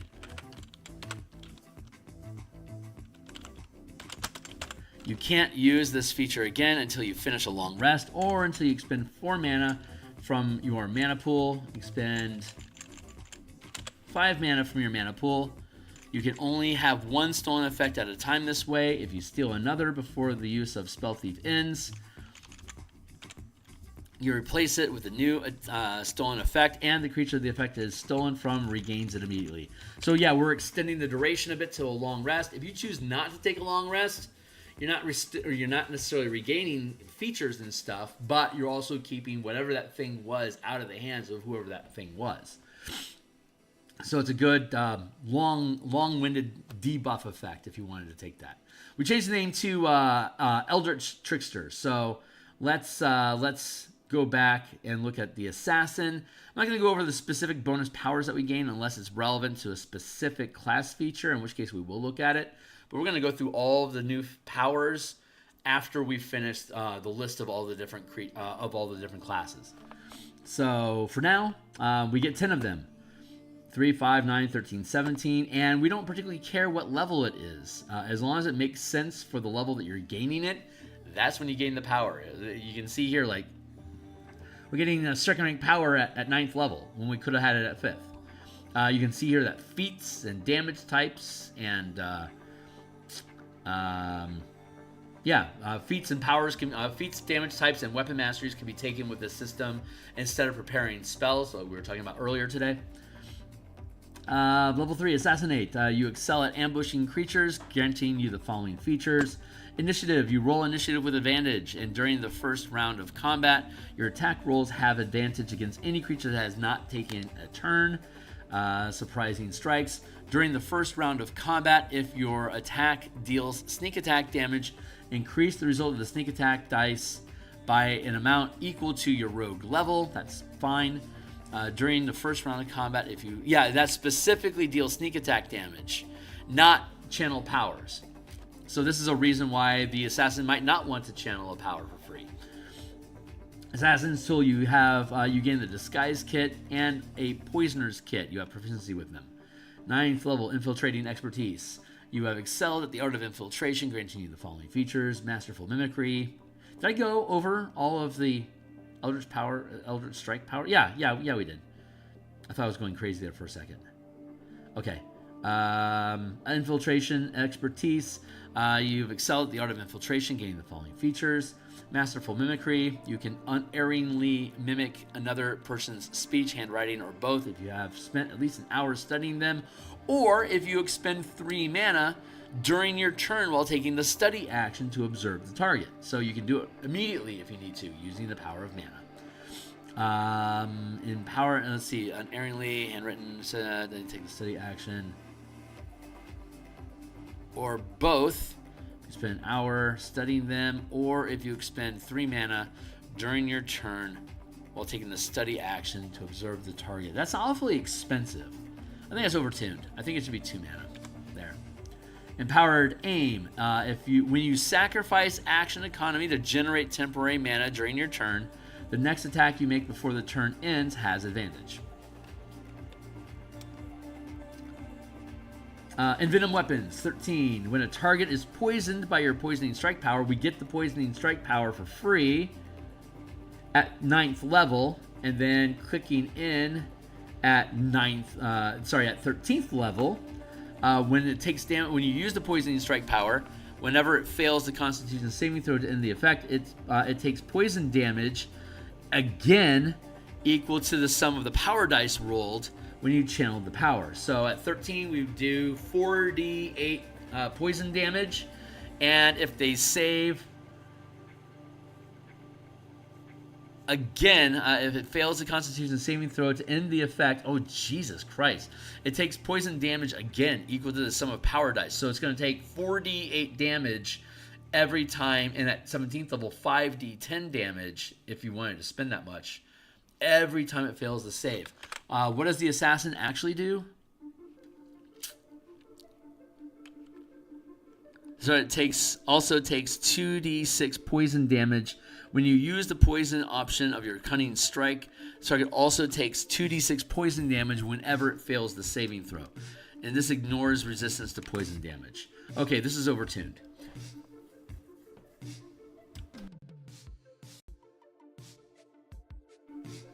Because they're automatically going to be doing 5d10, that's too much. Equal to the sum of 2 power dice rolled when you challenge. That's much better. At 17, it'll still be 2d10.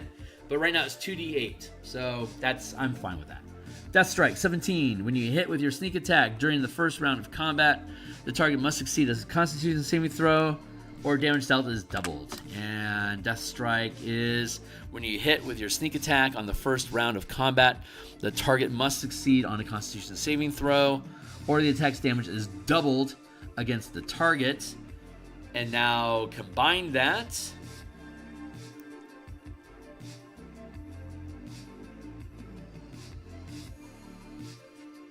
What is a D20 test? D20 test is an ability check, attack roll, or saving throw. So yes, if I miss with a sneak attack as an assassin, I can turn it around, make it a natural 20, and now that I've hit with the attack, I can double it. Doubling is not a critical strike. It's specifically not using the language of the critical strike. A 20th level assassin, whenever they make an assassination shot and miss, they can instead score a natural 20, which is a crit, and then use Death Strike on top of it to do quadruple your sneak attack damage, or any damage, honestly. Wait, this is sneak attack. Yeah, sneak attack can quadruple your damage. So I'm fine with leaving that in place. I think that's super cool.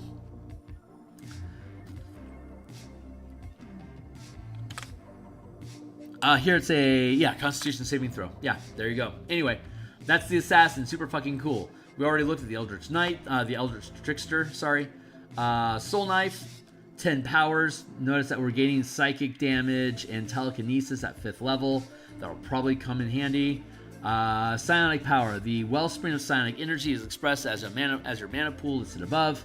Psi bolster knack. If we don't need psi dice because we get our power dice, which is a D6 at 3rd level. When we get this as a D6, it becomes a D8 at 9, and it becomes a D10 at 17th level. If you fail an ability check using a skill or tool with which you have proficiency, you can roll 1 power die per mana spent up to your max channel limit gained as a rogue, and add the highest number rolled to the check, potentially turning a failure into a success. You fail an ability check using a skill you have proficiency with, you can roll power dice per mana expended. Yeah, you can roll 1 power die per mana spent up to your maximum channel limit gain. So this is basically anytime you're making a skill or tool check that you're proficiency with, if you can, roll power dice equal to the mana, and if you fail an ability check using the skill with which you have proficiency, you can roll 1 power die. If the check fails, you regain the mana spent this way. God damn, that is really, really good. But it's not a reaction. I don't think it's a reaction. Is it a reaction? It shouldn't be a reaction. Let's look at Soul Knife. If it is, we're definitely making sure it doesn't.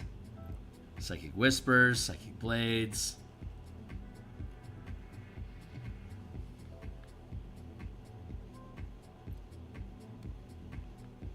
You can roll 1 power die, normal attack, potentially turning a failure into a success. That is expended only if the roll then succeeds. Okay, cool. So this works the same way, and it's not a reaction, so we don't have to worry about free mana tomfoolery. To use this, you have to burn mana out of your mana pool directly. So we let you spend more if you want, because again, you're burning your pool. Psychic Whispers, you gain the telepathic feat.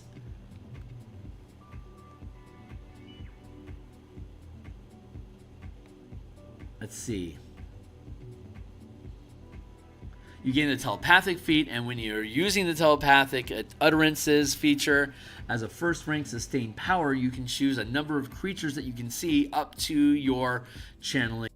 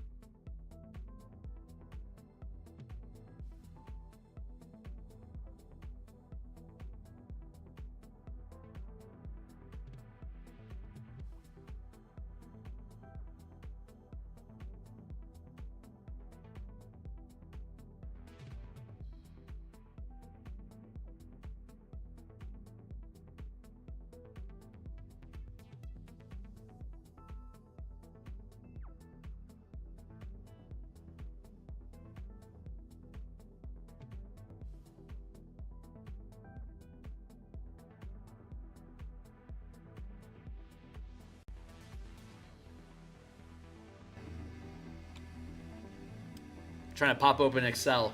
Give me a second here.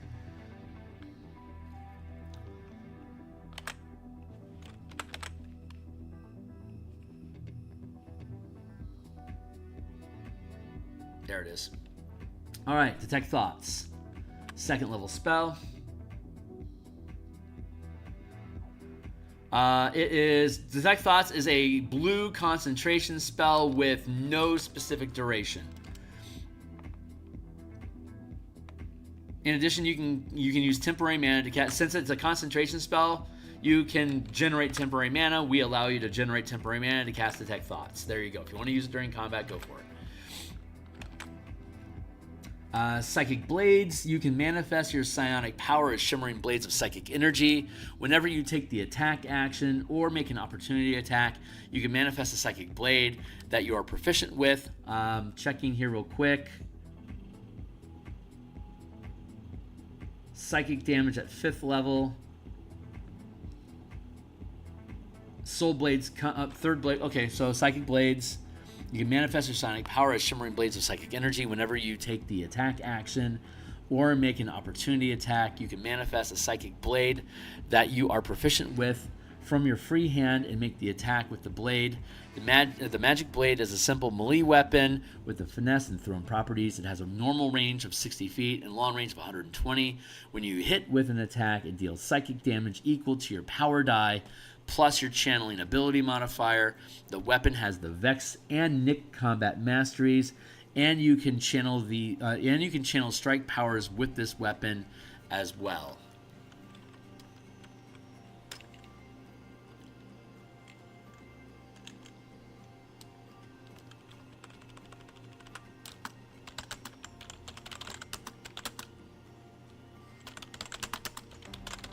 In addition to using a mastery.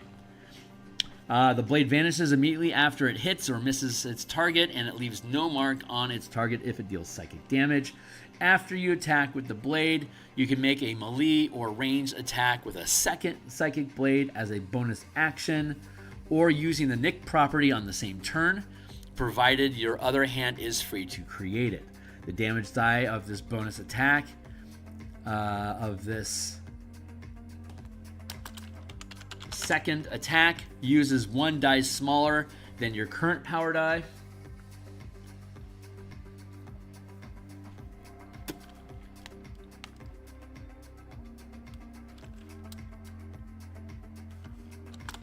A minimum of 1d4.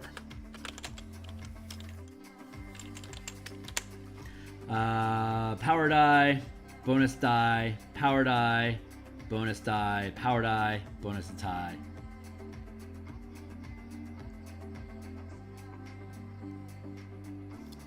The damage die of this, I should keep that language, bonus attack, of this bonus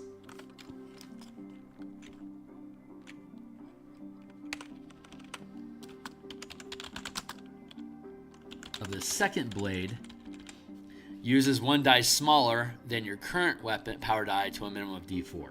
So because if I throw the weapon and I use a strike power, oh no, that's correct. Yeah, I don't need to add that.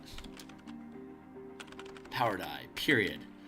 So if my power die is normally a d6, the bonus die is going to be a d4. If it's normally a d8, it's going to be a d6. d10, it'll be a d8. There you go. If you throw it, your die reduces by one side, by one size.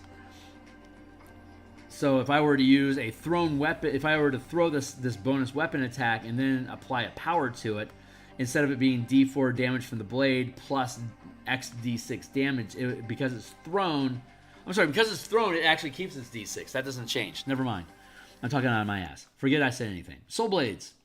Level 9, Honing Strikes. Your psychic blades are now expressions of your size to fuse soul, granting you following features. Honing Strike, if you make an attack roll with your psychic blades and miss the target, as an exploit, you can spend 1 mana up to your max channel limit to roll an equal number of power dice and add the highest number rolled to the attack roll, potentially changing a miss into a hit. If the attack misses, you regain this mana. That's super sharp. Make an attack roll as an exploit. You can expend mana, which means as an exploit you can sacrifice action economy to do this. So if I Honing Strike, if I make an attack, I miss, I can immediately burn my bonus action, gain 2 mana to then spend that 2 mana on 2 8-sided dice and keep the best result, potentially changing my miss into a hit. And if I miss, then I get the 2 mana, and it's temporary mana, it's gonna go away anyway. So I could then use that mana, I could keep that mana and make another, like if I have access, like with my Nick. Okay, so I'm using my Psychic Blades. I get my main attack, and then I get Nick as a secondary attack. Because light, finesse, Nick properties, I can use these weapons. So owning Blades, I make an attack with my main weapon. I use the Honing Strikes. I generate 2 points of mana off of my bonus action, and then sacrifice that 2 mana to generate 2d8, and I'll keep the best result. If that attack still missed, I keep that 2 points of temporary mana. I can then follow up with my second attack on the Nick property, and if that misses, I can then also roll those 2d8 again, and then burn, and then keep the best result. And if that attack misses again, I've still got 2 mana that I haven't used, and I'll have access to that mana until the end of my next turn. So if a reaction pops up that I can attempt an attack with it, I can attempt the attack again, and if that misses, I can use Honing Strikes to potentially get 2 mana out of it. See how that works?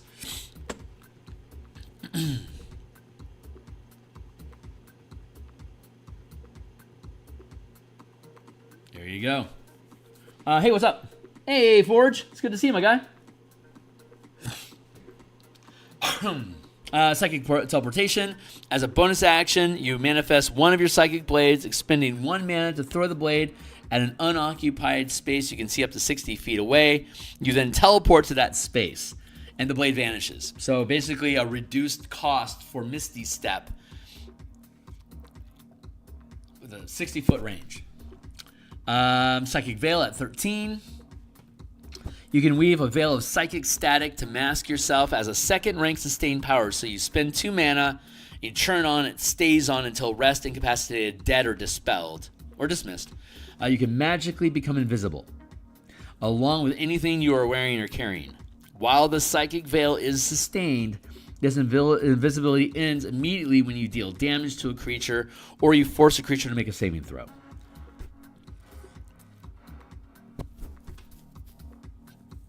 But you can turn on and it just stays on. So as long as you're not fucking with anything, you can stay invisible all day. And that's better. Invisibility, the spell ends at its duration while concentrating on it. And it's blue spell. This is as long as you turn on and it just literally just stays on.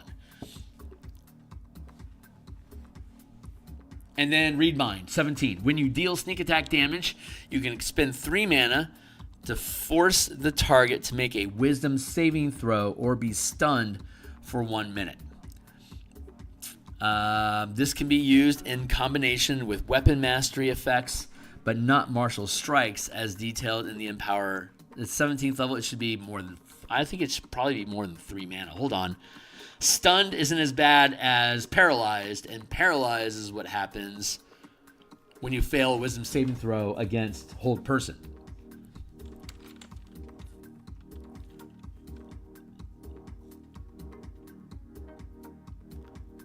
Can make a wisdom saving throw at the end of each of its turns to end the effect.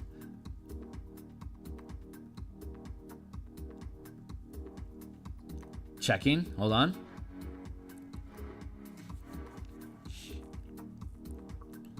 Sneak attack, which is only once per turn. 3 mana because there's no concentration. That's good. I'm good with it. Yep, I'm good with that. Okay, cool. Cleared. Let's move on to the Thief. This is the last of the subclasses that are in the player's handbook. Then we will move on to the Sorcerer. Bonus powers. We get a ton of them.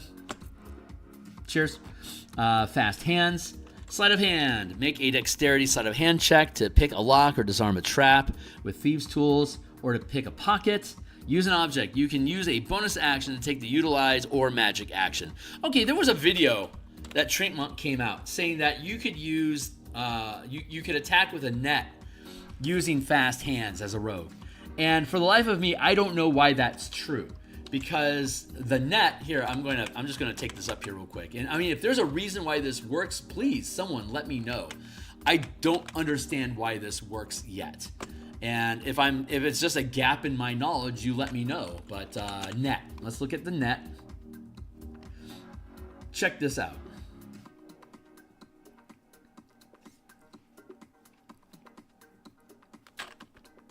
When you take the attack action, you can replace one of your attacks with a throwing net.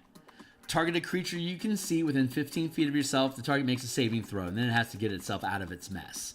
Okay, so it specifically says, as adventuring gear, when you take the attack action, you can replace one of your attacks. Kind of like with grappling. You can replace one of your attacks during the attack action with grapple. Not any attack. This one specifically is when you take the attack action, you can replace one of the attacks. Okay, so now let's instead go look at ball bearings. Ball bearings as equipment specifically says as a utilize action. You can spill ball bearings from their pouch. The spread is a 10-foot area. A creature that enters the area the first time makes a DC 10 dex save or trips. And it takes 10 minutes to pick them all back up again. So this specifically says the utilize action, as does all adventuring gear, except for the net. The net specifically says when you take the attack action, you can forgo one attack. So if you've got multiple nets on you, you can throw multiple nets equal to the number of attacks that you have in your attack action, but it's not the utilize action. So you can't convert that into a bonus action. If you had multiple attacks, you could throw in multiple nets. I don't have a problem with that.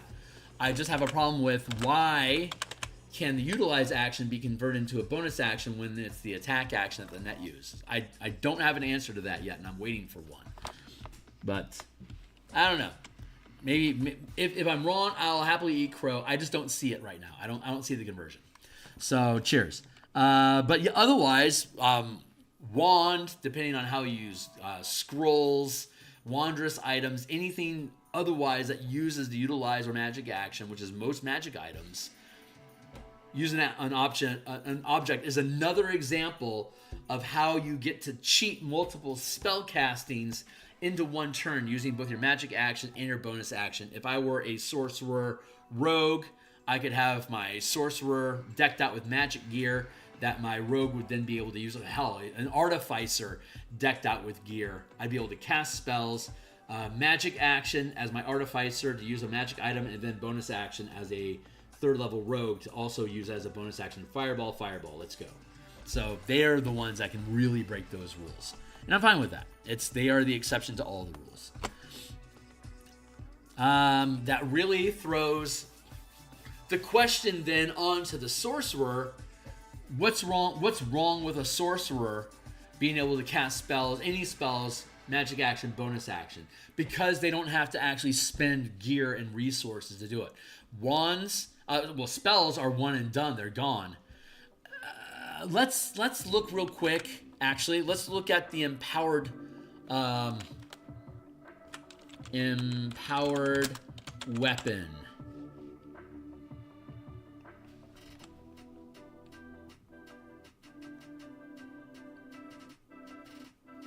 I'm looking for the fucking magic item. And what's it called? You stupid shit. This is just the absolute worst. I want to look at our library. And then let's look at the DMG. Let's look up magic items.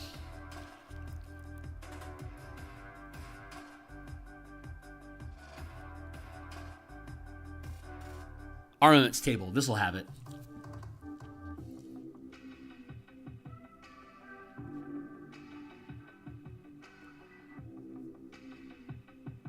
There it is. Enspelled weapon.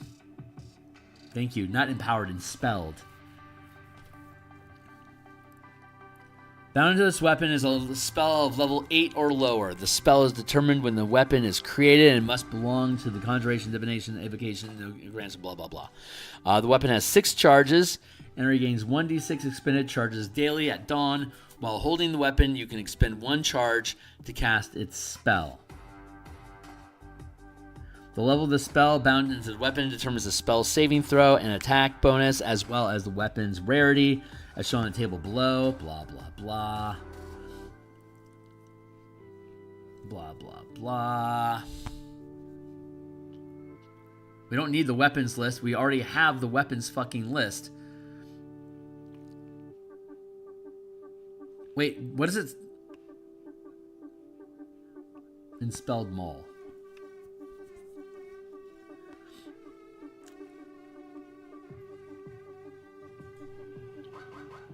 It has 1 charge.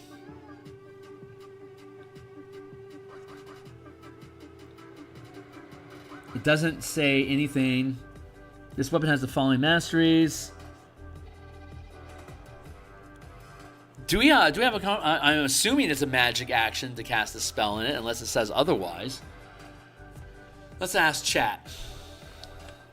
Let's go to ChatGPT and ask it, D&D 5.5e, what action is used to cast the spell in an enspelled weapon magic item?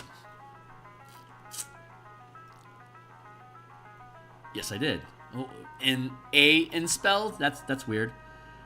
It is typically requires a magic action as it's classified as activating a magic item to cast a spell. Thank you. The spell is cast at its lowest level and generally follows the spell's normal casting time, but using the item itself is deemed a magic action. The magic action is used to activate the item and to cast the stored spell. Even though the cast item, it is still counts as casting a spell, meaning it can be countered. It requires concentration if the spell requires it. The spell stored in the weapon has a casting time of a bonus action like Hunter's Mark. It generally still requires the magic action to activate the spell rather than the spell's listed casting time. And it generally allows you to cast a first level spell up to 6 times per day. We're getting rid of this item, by the way. I was just looking for caveat language about its usage with the spell sorcerer. We don't the enspelled items, because with this system all characters are gaining mana. We don't have to give you free castings of a spell. This item has this spell inside of it, and as long as you have enough mana, you can cast the spell as listed. So, like, if you have Fireball in this spell, if you spend 3 mana, you can throw a Fireball with that spell. There you go. So we don't need to give you free castings of the spell. I don't want to give you free castings of the spell. You've got shitloads of mana to spend yourself. Bob's your uncle. Until the Martial Powers book comes out, if other characters want to cast the spell, then we will give them free uses of the spell. But once the Martial Powers book comes out and all the characters have mana, there's no reason for the enspelled things to exist. So we'll update that in the magic items section of the Martial Powers book that we've been building, which is like down around page, I want to say like around page 195. We're not going to worry about it right now, but we will, once we go through all the powers, we will then go through all the magic item revisions that go on top of it. Second story work. At 3rd level, you've trained to navigate difficult spaces, granting you the following features. Climber, you get a climb speed. Jumper, use your dexterity instead of strength, and you increase jump distance by a number of feet equal to the result of rolling 1 power die per mana expended up to your max rank gain as a rogue. So you can just blow a bunch of mana, or you can just take abundant step and gain a flight speed equal to your speed movement. But, you know, whatever. Increases the distance jumped by a number of feet equal to the result of rolling 1 power die per mana expended up to the max rank gained as a rogue.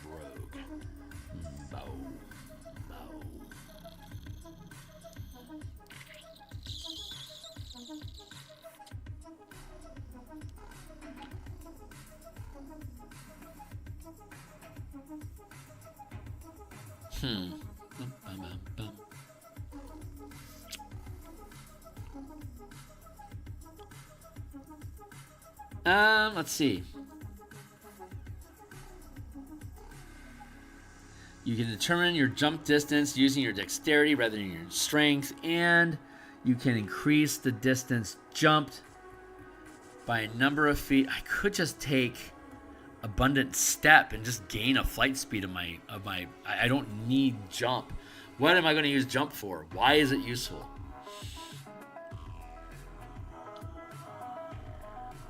Let's look at the jump spell. I bet that's our answer.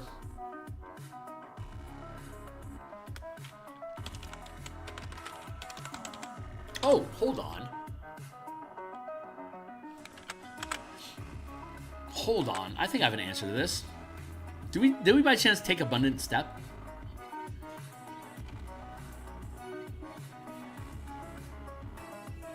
That's the soul knife. Get out of my way. Alert, trap springer. Those are good. Crouching stance, skulker. God, these are all really, really good. Blinding strike, controlled fall. Okay, let's go through the features, then we'll look at the power list. Because I'm thinking jumper should instead just give you free use of abundant step, like automatically give you efficient use of abundant step.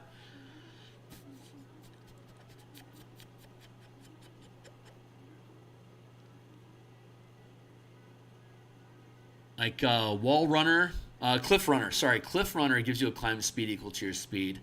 This gives it to you for free. This is just such a non-bow. I want to juice it. We're gonna juice it. Okay, supreme sneak. If taking the hide action grants you the invisibility condition, if you have cover after making an attack, you remain invisible.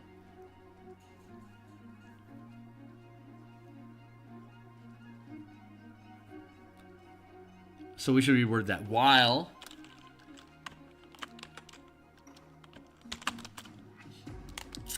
if If taking the hide action behind cover grants you the invisible condition,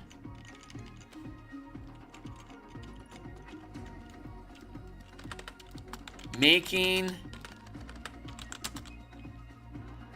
an attack while you retain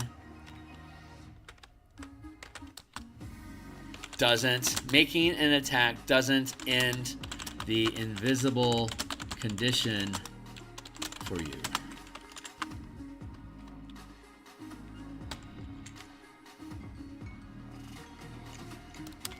While hidden this way doesn't end. What's wrong with the wording there? Oh, it's an apostrophe. Oh, that's why. Doesn't end the invisible condition for you. I think that's better worded. Because you automatically gain the invisible condition. So if taking the hiding action behind cover grants you the invisibility condition, making an attack while hidden this way doesn't end the invisible condition for you. Good. I like that. Good wording. UMD. You've made using magic items an integral part of your craft, granting you the following features. Attunement. You can attune to a number of magic items equal to 1 plus the max rank of power gained as a rogue. Charges. When you use a magic item property that expends charges, roll a power die. If the result is equal to or higher than the charge number on the table below, you use the property without expending any features. So, item rarity, it's common, uncommon, rare, very rare, legendary. 2, 4, 6, 8, 10. You get a D10 at 17th level. So if you roll a 10 on a D10, your legendary item doesn't lose a charge. In very rare,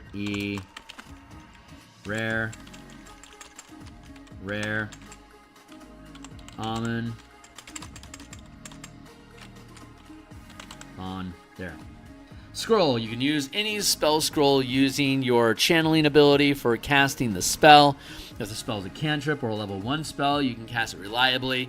If the scroll contains a higher level spell, you must first succeed on an Intelligence Arcana check, DC 10 plus a spell level. On a successful check, you cast the spell from the scroll. On a failed check, it disintegrates. And at 17th, these reflexes, you are adept at laying ambushes and quickly escaping danger. You can take 2 turns during the first round of any combat. You can take your first turn at your normal initiative and your second turn at your initiative minus 10. Love that. Absolutely fucking love that. No reasons to change it. Okay, great. So now that we got all that stuff locked down and we know what we're talking about, let's look at that jumper again real quick. So I didn't see anything here at low levels that required us to take alert or trap springer. So I'm going to replace that with abundant step and keep trap springer. Abundant step is an exploit. A jumper. You gain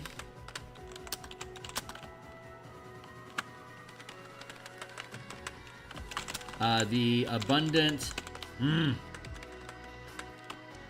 You gain. Yeah, that was the wording. You gain the efficient power feat.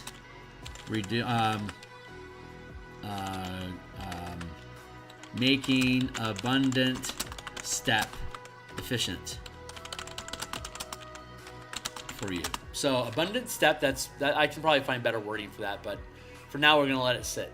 I think there's something else in here that gives us better wording. I just don't remember what it is offhand. So, having said that, abundant step is a exploit which you spend mana to modify something else that you're doing, and abundant step specifically. Fuck you! It's second rank. Okay, that's a really good reason not to do any of this.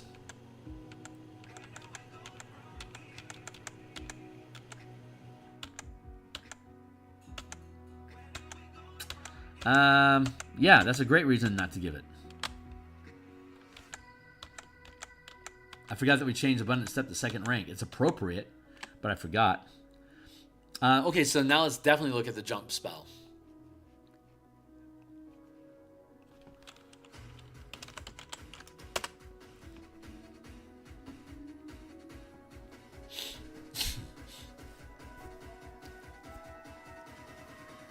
You touch a rolling creature once on each of its turns until the spell ends. That creature can jump up to 30 feet by spending 10 feet of movement.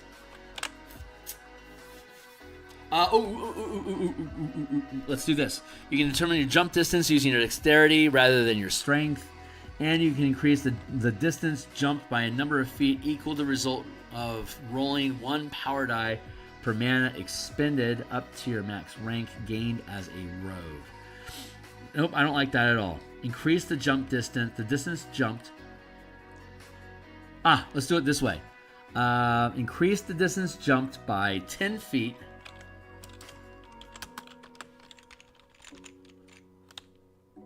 per mana expended up to the max rank of power gained as a rogue. This additional distance doesn't count against your move speed.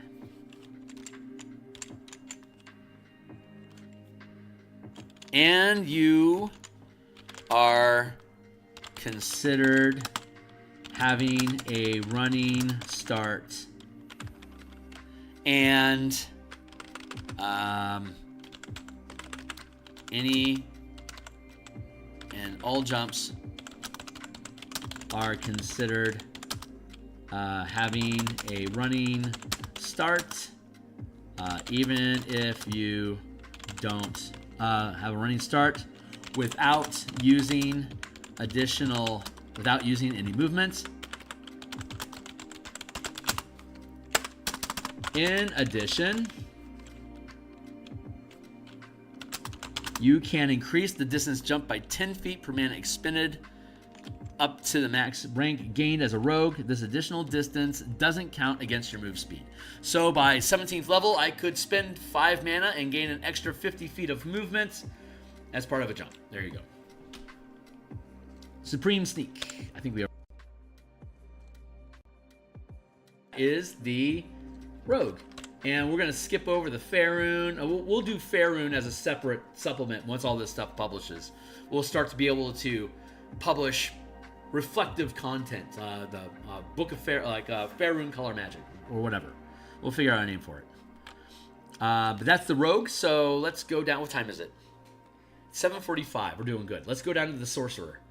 Finally, playing with a sorcerer. Fucking love sorcerers. Warlock. We'll skip you for now.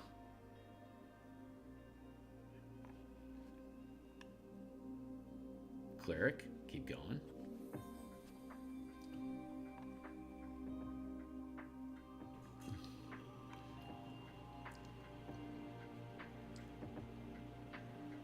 Scion. Sorcerer. Okay, great. I'm going to take a sip of coffee here before proceeding.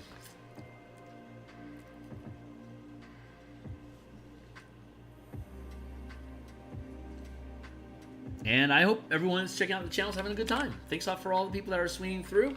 Like, subscribe, hit the bell icon for notifications when we're live in the future. Playtest document is here. It's read-only for now. The original versions of these for 2014's original 5e, they're all here and with free previews. Here's my Discord channel if you want to participate in stuff that we're doing. Here's a bunch of other books that I've created on the DMs Guild. Anything that I've personally published has a 100% free preview. I just want you to look at this stuff. If you want to buy it to support me, God bless. Sorcerer. Progression table. So, Sorcerer. Here's our class features, level 1 to 20. Main differences with this. Okay, full casters gain mana on a long rest. Our Sorcerer gets 20 sorcery points over the course of 20 levels. And full casters get 80 mana on a long rest over the course of 20 levels. So, add your sorcery points plus your mana pool.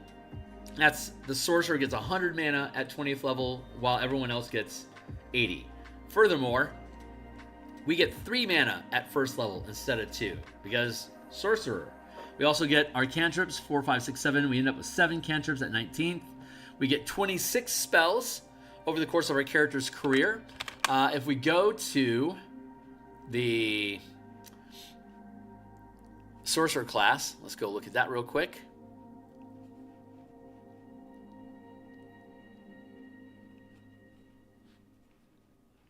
Check this shit out. Sorcerer gets 22 spells over the course of 20 levels. We get 2 meta magic at 3rd level. We get 1 more meta magic at 10th level. And we get our last meta magic at 17th level. So 4 meta magics plus 22 equals 26 spells over the course of the game. And because the wizard can't be outshined, we bump the wizard up from 25 to 26 spell slots to match this. The wizard, of course, doesn't get meta magic. The sorcerer takes as much meta magic as you. The amount of meta magic that exists. Go down and look at it.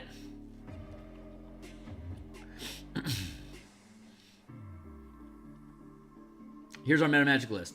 Careful, distant, empowered, extended, heightened, quickened, seeking, subtle, transmuted, twinned. There's 10 meta magics in the player's handbook.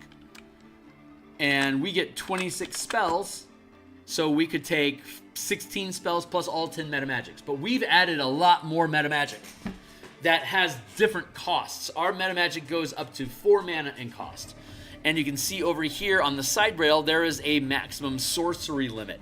Our max sorcery limit goes up the same as half-casters do. So at 1st level, our max sorcery limit is 1, 2 at 5, 3 at 9, 4 at 13, 5 at 17. This tells us how much mana we can expend at once on meta magic to affect a cantrip or a spell that sorcery spell that we are casting.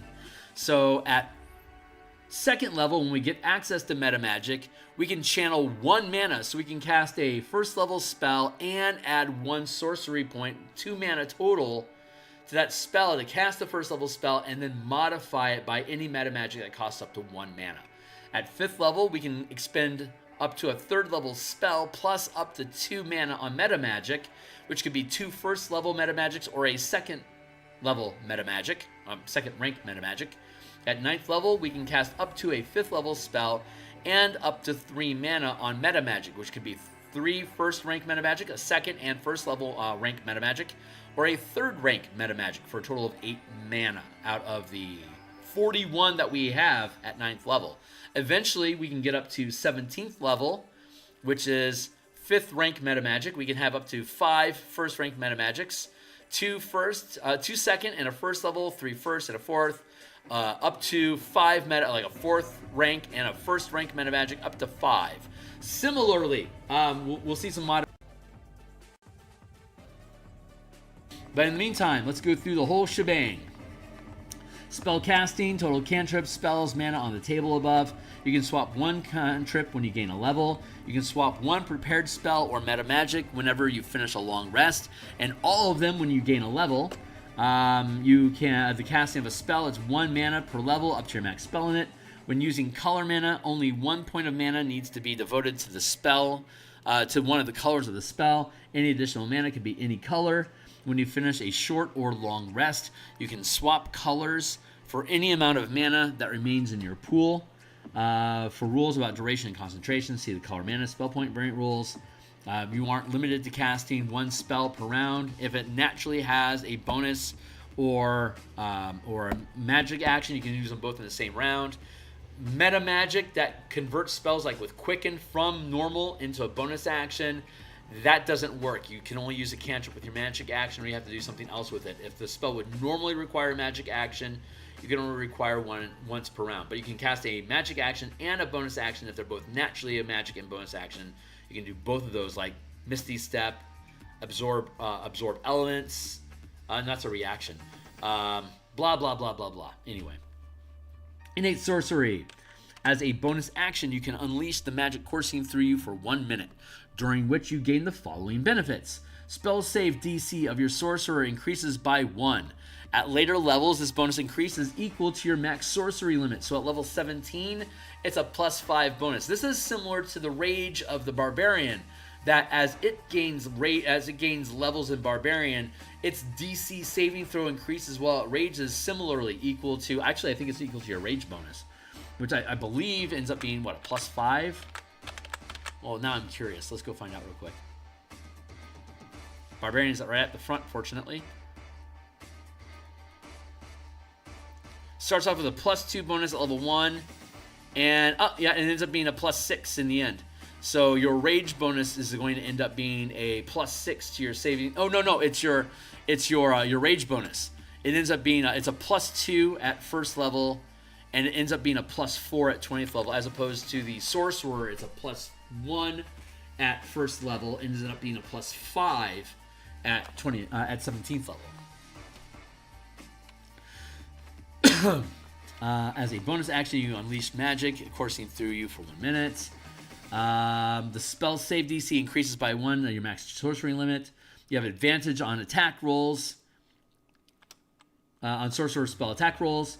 You can use this feature twice and regain all expended uses when you finish a long rest, and 1 when you finish a short rest. In addition, as a 1-minute ritual, you can regain a number of mana equal to your max casting level gained as a sorcerer. You can use this feature once, regain it when you finish a long rest. If you're using gritty realism, long rest, you should be able to use this every time you take a short rest instead of a long rest. So at first level, you regain 1 mana when you take a short rest. By 19th level, you regain 10 mana when you take a short rest. And with gritty realism, with a long rest being every 7 days, this feature is every time you take a short rest, which is always whenever you take a long rest. Whenever you sleep, that's a short rest, 1 per 24 hours. So at the end of every 24 hours, you can take a short rest. By that manner, innate sorcery, the regaining features is every time you take a short rest, you regain the ability. Cool. So meta magic, second level. Meta magic feature, you can choose to prepare any combination of spells and meta magic options up to the number shown in prepared spells column of the spell casting of the sorcerer feature list. You can choose any meta magic options that has a mana cost up to your maximum sorcery limit as listed in the column above. So at second level, the mana limit is 1, so any first rank meta magic powers. Meta magic can be applied to any cantrip or spell you are casting by spending the listed amount of mana for each option in any combination up to your maximum sorcery limit. For example, a 5th level sorcerer can cast up to level 3 spells and has a maximum sorcery limit of 2. If you cast Fireball, you can apply both Careful Spell and Empowered Spell meta magic options to the Fireball by spending 5 mana, 3 for Fireball and 1 mana for each meta magic. Color mana, when using color mana, meta magic can expend any color mana, doesn't matter. Sorcery subclasses. Sorcerer subclasses, when a sorcerer is 3, 6, 14, 18. Feats 4, 8, 12, 16. Sorcery Incarnate. While your innate sorcery feature is active, at the end of 1 minute duration, you can choose to extend the duration by expending 1 mana and maintaining concentration on it. As a level 1 spell, the effect ends when you choose to or you lose concentration. In addition, by expending 1 mana to maintain concentration on it as a level 1 spell. There you go. So level 7, you can maintain up to 4th level spells, or you could turn on innate sorcery and keep it on as a first rank spell that has no duration. As long as you can maintain concentration, you can keep it going. But while you're doing that, you can only maintain up to 3 levels worth of spells. So although you can cast 4th level spells at 7th level, if you're maintaining Sorcery Incarnate, you can only maintain concentration on up to 3rd level spells, or 3 first level spells, or a 2nd and a 1st level spell. But your DC for maintaining concentration is going to be a minimum of 13. So any saving throw that you make, if the result, even if like it was Caltrips, which has a DC 10 Dexterity check, if I'm maintaining a 3rd level spell and I roll an 11, I'll avoid stepping on the cantrips, but I'm going to lose the spell because the result of my dexterity save was less than 13, the minimum I needed to maintain concentration on any spell regardless of the saving throw. That makes concentration very fragile, but you get a fuck ton of mana, so you make up for it. It's actually 6 or a half dozen. Same difference, but it also makes maintaining concentration unreliable. So you need martial characters or defenses to take hits for you to prevent you from making Constitution saving throws, and ways to prevent you from being targeted by attacks so that you don't have to worry about making saving throws. So monk defenders, paladins, anyone that takes the suite of defender ability reactions and exploits, they're all super fucking useful to keep your full caster from getting dinged with concentration. Right. In addition, if you have no uses of innate sorcery left, you can use it if you expend 2 mana while you take the bonus action to activate it. So if you're out of, you only get 2 uses, and once those are gone, you only get 1 back for short rest and both of them back on a long rest. So at level 7, you can now expend 2 mana on the fly whenever you want to be able to pick that up, and you have to spend 1 point of mana to be able to sustain it as perpetually with concentration. And then nothing happens until 19. You get your epic boon, and then at 20, arcane apotheosis. You no longer need to spend 2 mana to activate your innate sorcery if you have no uses left. So you now basically, in addition, if you have no uses left, you can expend 2.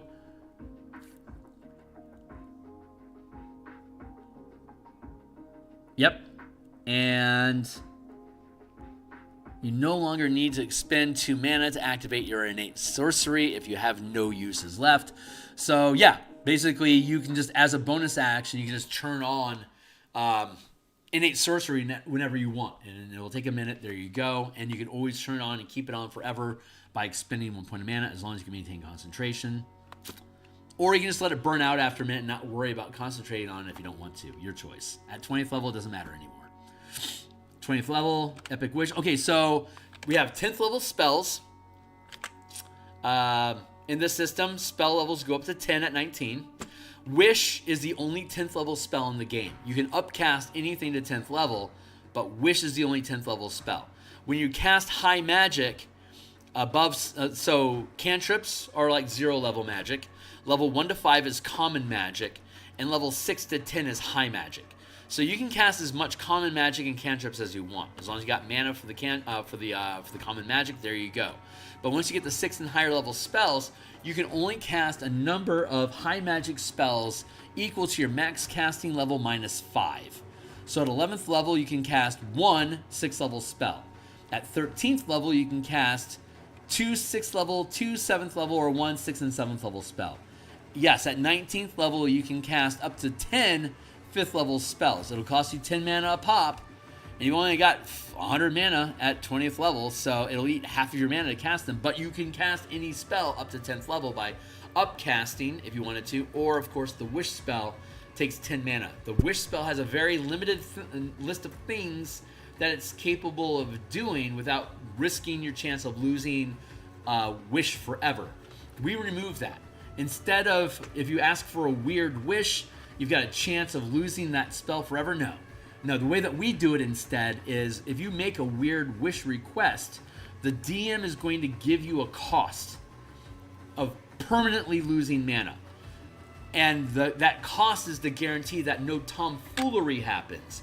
You get the wish the way you want the wish to happen, and the DM will decide how expensive is it for you to be able to get that thing that you want. It could be all 100 of your mana.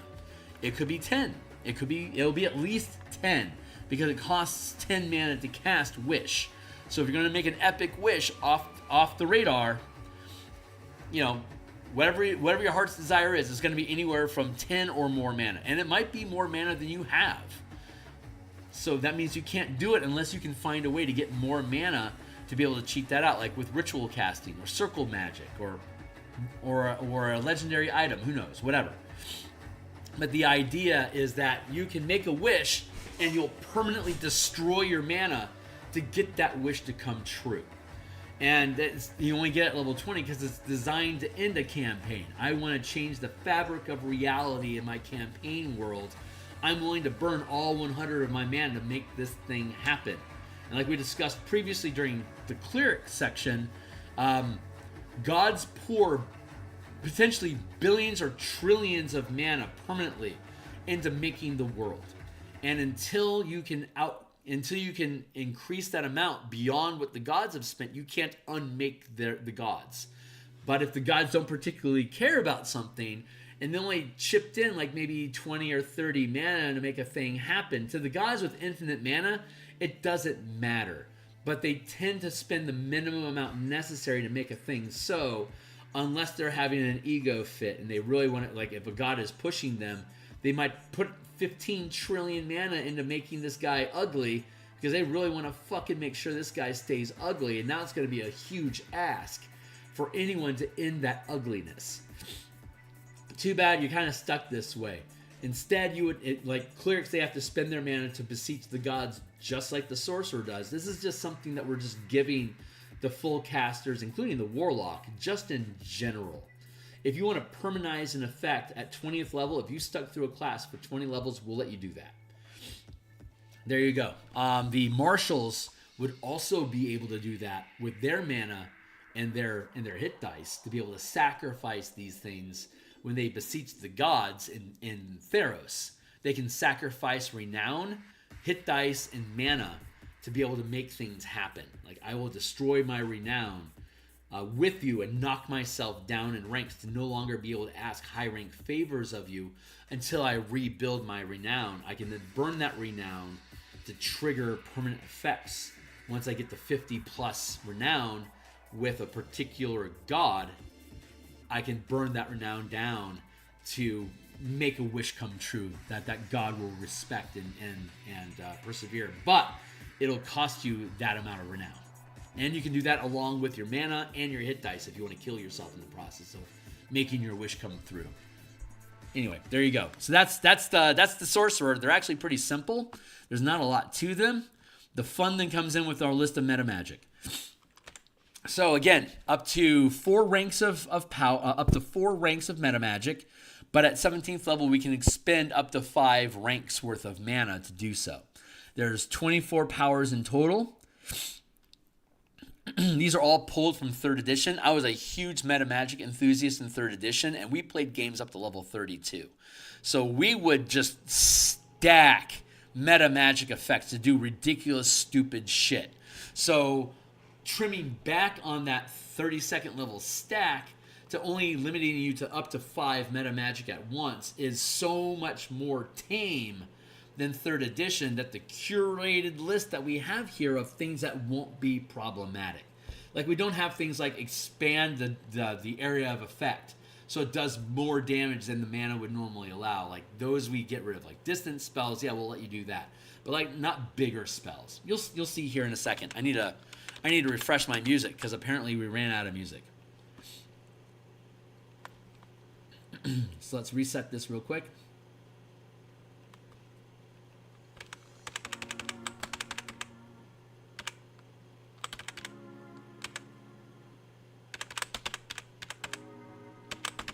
Just restacking my stack. There we go. Let's just go through the meta magic real quick and see if there's anything weird. The below meta magic options cost 1 mana each, which can be selected starting at level 2. Careful spell. When you cast a spell that affects other creatures that you can see, you can expend 1 mana to choose a number of them up to your charisma modifier, minimum of 1 creature. A chosen creature automatically succeeds on its saving throw against the spell, and it takes no damage if it would normally take half damage on a successful save. Convincing spell. Now, careful spell, no changes. Convincing spell. When you cast an enchantment spell that targets 1 creature or an illusion spell, the initial save against the spell and subsequent checks to disbelieve it, if it's an illusion spell, are rolled with disadvantage. Corroding spell, again, these are all 1 mana each. Like at 17th level, I can stack 5 of these on top of me. Corroding spell, when you cast a spell that deals damage, you can choose the damage to either deal either acid or necrotic damage. Distant spell, when you cast a spell that has a range of touch, you can spend 1 spell to make the range of the spell 10 feet. When you cast a spell that has a range of 5 feet or greater, you can spend 1 mana to double the range of the spell. Starting at 5th level, you can spend 2 mana to increase the range of a touch spell to 20 feet. Empowered spell. When you roll damage for a spell, you can spend 1 mana to re-roll a number of damage dice up to your charisma modifier. You must use the new rolls. Extended spell, you can cast a spell that has a duration of 1 minute or longer. You can spend 1 mana to double its duration to a maximum duration of 24 hours. If the spell requires concentration, you must continue concentrating as usual. If you're using simplified durations, persistent spells and concentration spells without duration do not benefit from this meta magic option. Persistent spells last until you finish a long rest, and then you just spend the mana again to keep it going. So we don't allow you to extend that spell. It has to have a set duration, or it's a concentration spell that ends. Some concentration spells, those that have an asterisk, don't actually end at any given time. Like, for example, Flame Blade. If you cast Flame Blade, it will stay active for however long you can maintain concentration on it, regardless of duration. It has no effective duration, but Flaming Sphere does. Flaming Sphere, I believe, lasts a minute and then ends, but you have to maintain concentration during that time to keep it going. Gentle Repose has an instant duration. Magic Weapon has a persistent duration. It will end when you finish a long rest, and if you choose to, when you finish that long rest, you can just leave that mana spent and the spell just won't end.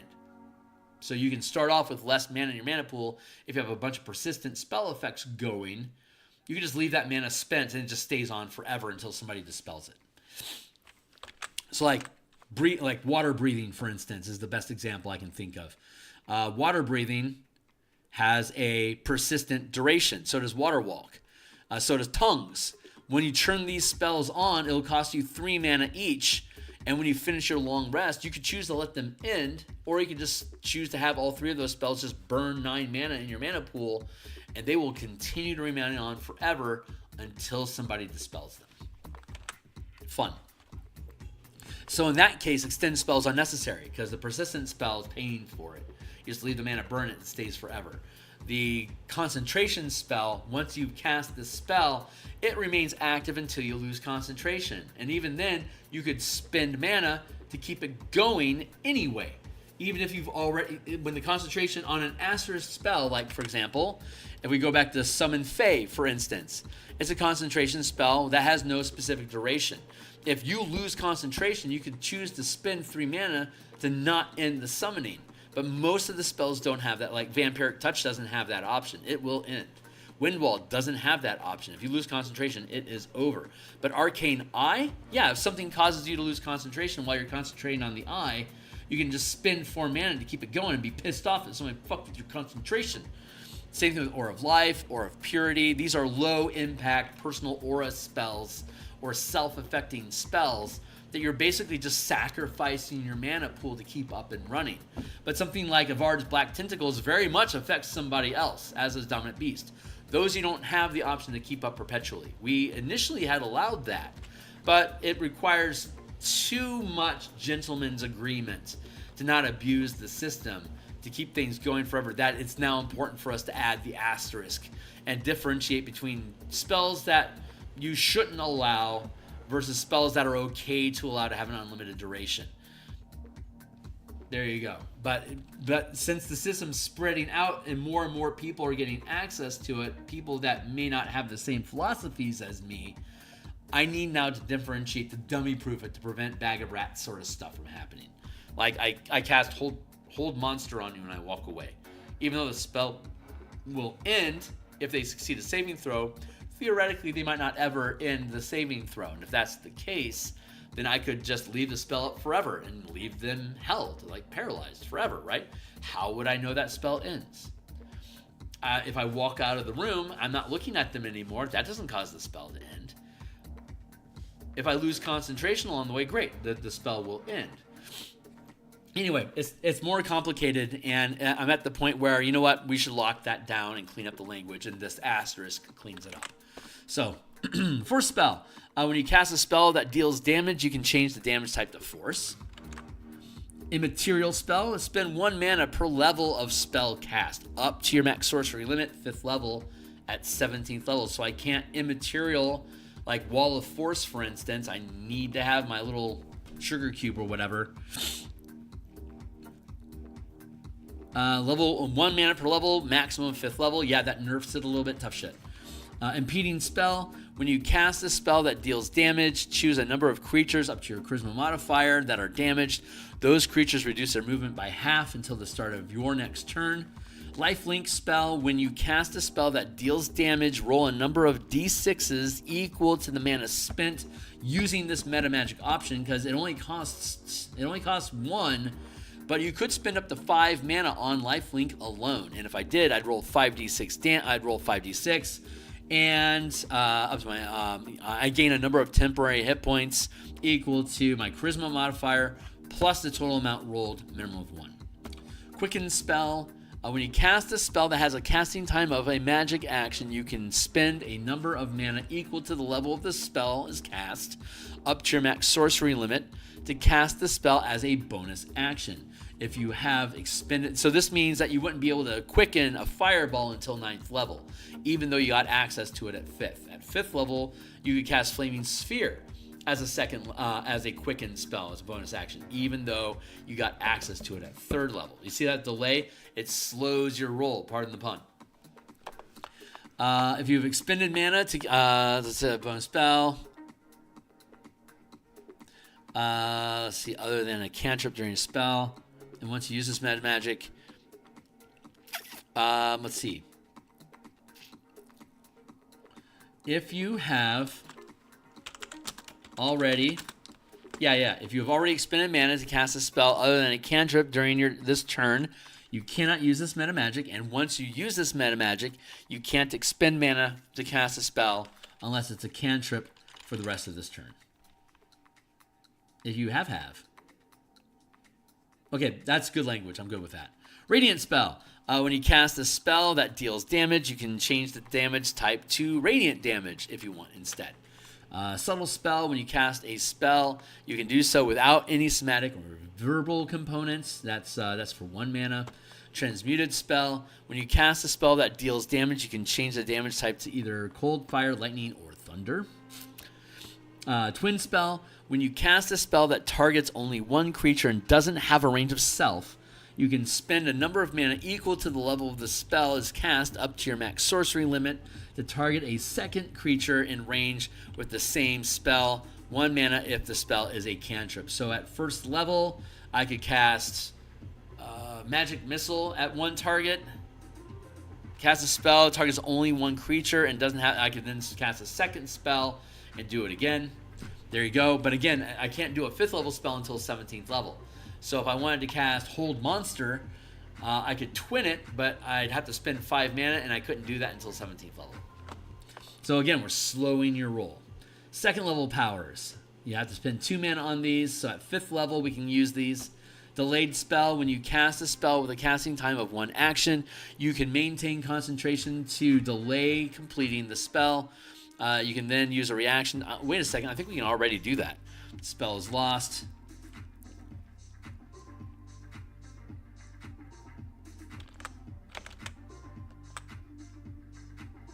Hold on. Ready.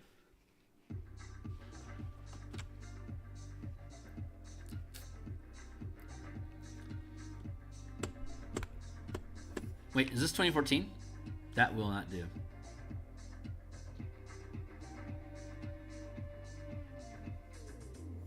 Dude, where's 2024? Here it is. Okay, ready action.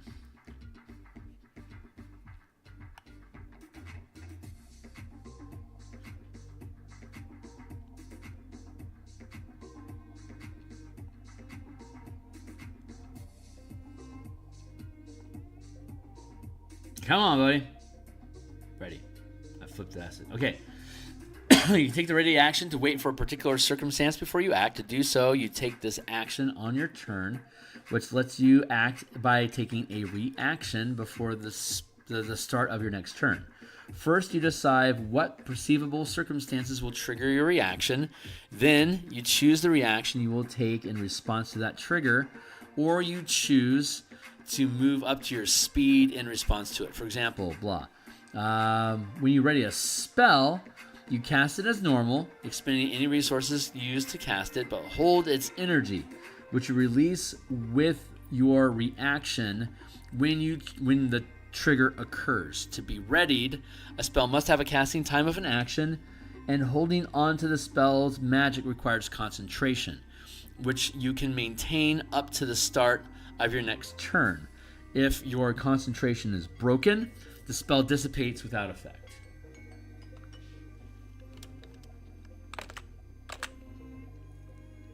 Okay, so we gotta change that. Delay spell. When you cast a spell with a casting time of one action, when you cast a spell, you can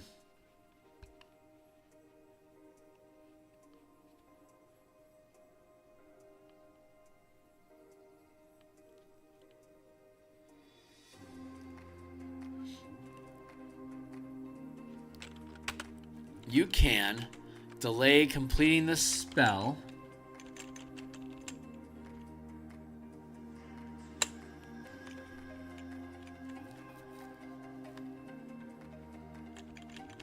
Let's do it this way.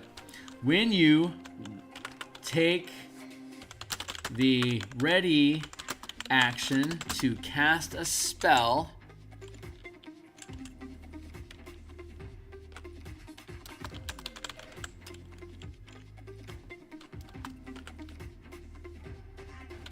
you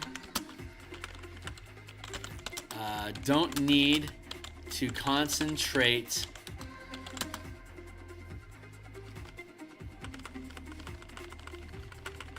you can do so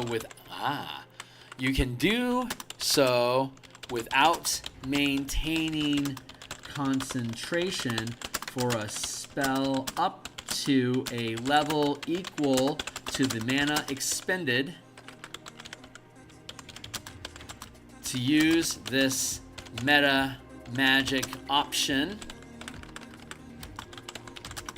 up to your max sorcery limit.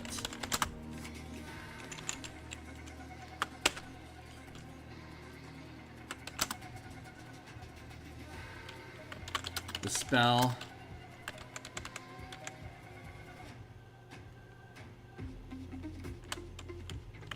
spell is lost with no effect if it isn't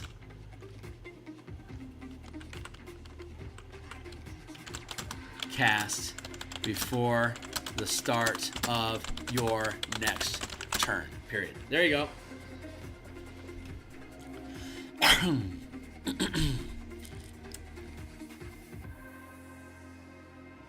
When you take the ready action to cast a spell,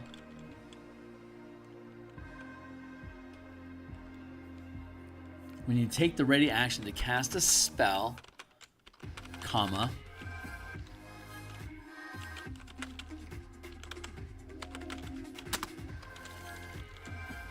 you can do so without maintaining concentration for a spell up to a level equal to the mana expended to use this meta magic option up to your maximum sorcery limit.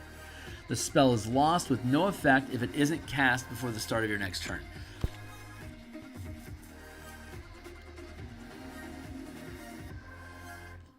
Yeah, I like that. That's a good improvement. Entangling spell when you, again, second rank.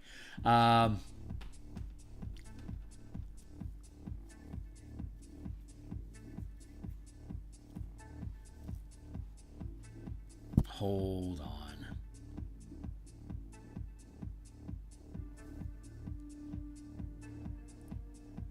Yeah, I'm going to shift delayed spell down to first rank because I wanted to have that normal 1 to 5 spread. 1, 2, 3, 4. 1, 2, 3. There's only one 4th rank meta magic. Most of this stuff clicks in at 1 or 2 mana. Delayed. I'm happy with that. Fun.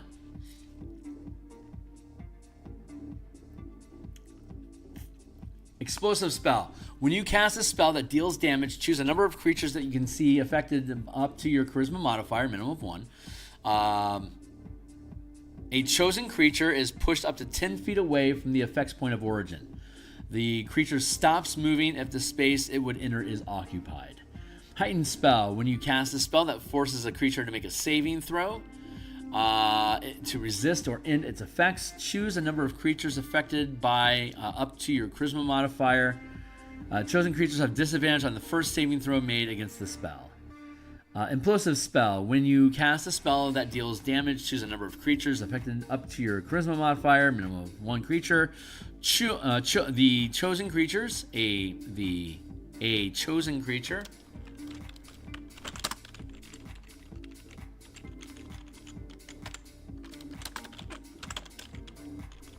The chosen creatures are pulled with implosion, are pulled up to 10 feet towards the effect's point of origin. The creature stops moving if the space it would enter is occupied. Cheers.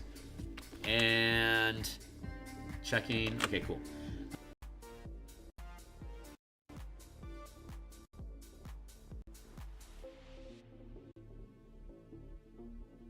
That deals damage. Choose a number of creatures affected up to your charisma modifier, minimum 1. They all make wisdom saving throws or are blinded. A blinded creature can make a saving throw at the end of each of its turns to end the effect.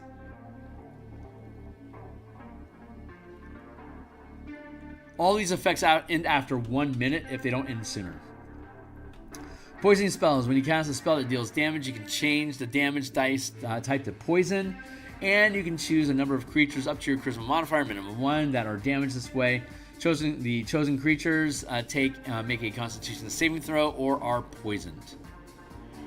It can make a saving throw at the spell that deals damage. Choose a number of creatures up to your charisma modifier. Choose chosen creatures become frightened of you for 1 minute.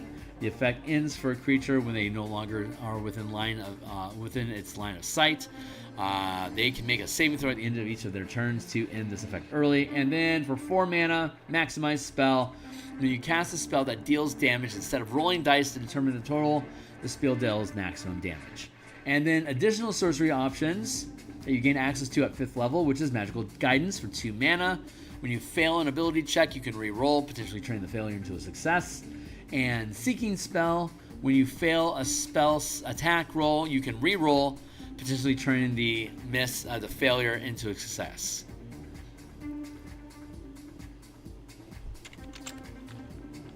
Period. You must use the new roll. That makes sure that you can just spam it forever, which I don't want you to be able to do. Okay, cool. So that's the Sorcerer in a nutshell. So now let's look at our subclasses. Aberrant Sorcery. We're going to do the 4 that are in the player's handbook, and then we'll be done. Hey, it's 8:30. We're making good time tonight. Good job, guys. Shall we? Just to give you... Okay, so the martial power system doesn't need to use color mana. It's just descriptive. You're just using generic mana. If you're a Rakdos character, then you're going to describe the mana that you spend as black and or red, your choice. But it's strictly narrative. It doesn't matter. The same is true for casting spells. You could just have 80 mana, and when I throw a fireball, I spend 3 mana, and Bob's your uncle. That's the way that spell casting normally works with spell points. If instead you want to use the color magic paradigm, but keep the magic descriptive, you could just say, I throw the fireball, and it's a red spell. So it looks, here's red magic. I cast a spell with red magic, and I do my fireball. Bob's your uncle. If it's just narrative descriptive magic, if I'm an Azorius Senate character that only works in blue-white mana, since magic is just descriptive, when I use it, I'll use my 3 points of mana, and my mana is generally expressed as white-blue magic. So when I throw the fireball, perhaps it's a ball of white searing heat that explodes. It still does fire damage, but it's being described in a language of white magic because that's how I chose to express it. If you wanted to be more severe, you limit yourself to colors, like Azorius Senate, for example, is white, blue magic. And if I limit myself to those colors, Fireball is a red spell. So I can't, even though I can use my mana on any spell that I want, because Fireball is red, I can't cast Fireball as a white-blue mana Azorius Senate character until I research or otherwise get access to Fireball as a white spell. If it's a bonus spell, I can cast it with any color that I want, no matter what, even if I'm being strict with Magic. Otherwise, the spell has to align with my colors. If I want to be severe with my Magic, not only does that spell have to be blue or white for the Azorius Senate character to cast it, if I learn Fireball as a white spell, I have to have white mana in my mana pool to even cast it. So if all I have is blue mana and I know Fireball is a white spell, I can't cast it until I have at least 1 point of white mana in my mana pool. The other 2 can be any color that I want. So like an Orzhov Syndicate character that works in white-black mana, if they picked up Fireball as a white spell, they'd be able to spend 1 point on white and the other 2 on black mana and be able to throw the spell like usual. But if they don't know Fireball is white or black and it's still red, Azorius Senate can't access it unless your table decides that Azorius Senate is primarily white and black, but you can dip into other colors if you want to. That's a session 0 discussion. The rules support all of those versions. Whatever way you want to play is fine, but if you want to make it difficult, go with the most severe strictness. With the spells have to be a color that you can cast, and you have to have mana in that color in your pool to cast it. So when I run out of red mana, I can't cast Fireball. If I never had red mana in my mana pool, I'll never cast Fireball unless I figure out how to make that Fireball, say, a white or a blue spell. Which, again, bonus spells are always any color that you want, so they always work regardless of what colors you're devoted to. You can spend downtime in a facility, and 1 week of downtime or 1 bastion turn of downtime allows you to convert any spell that you have access to a color of your choice. And if it's like Ravnica or Strixhaven or Theros, it's free. Otherwise, you have to spend gold to research. But like if you're in in the Guild Hall of like the Azorius Senate Guild Hall, if you spend a week of downtime and you have at least 9 renown, 3rd level spells, you can research those for free. Any spell in 1 bastion turn or 1 week as downtime activity. If I only have 9 renown and I wanted to research a 5th level spell as a white spell in the Azorius Senate, they will charge me the cost of a 5th level spell because I only have access to my renown divided by 3. In this instance, 9 renown means I only have access to 3rd level or lower spells for free. I can use their facilities, but they're going to charge me like they would for anybody else doing research because I don't have enough clout in the guild yet to get access to that right. Let's just kick down here to the beginning of the list, and let's just see what makes sense. Arms of Hadar, that is blue-black. Calm Emotions is 2nd level. What is another 1st level? Detect Thoughts. Dissonant Whispers. Blue, black, red. So 2 are blue, black so far. Mind Sliver, isn't that 2nd level? And Calm Emotions. Calm Emotions is white, blue, red. So far we have a very strong blue theme. Detect Thoughts. Also blue.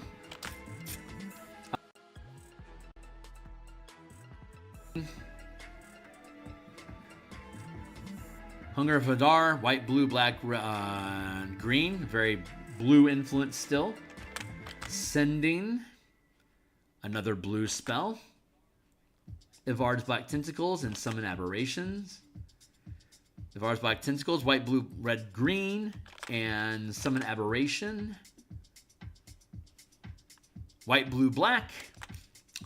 Rary's Telepathic Bond and Telekinesis. Blue for Rary's and Telekinesis comes in as white, blue, red, green. So literally every spell is blue. But like if I wanted to play,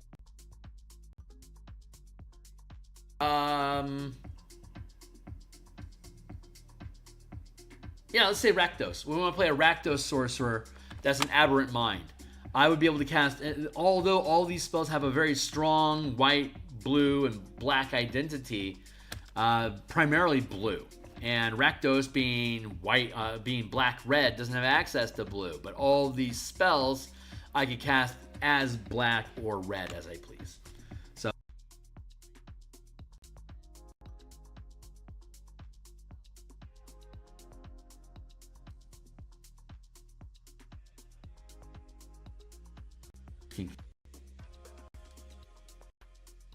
miles equal to your craw modifier, minimum of 1 mile.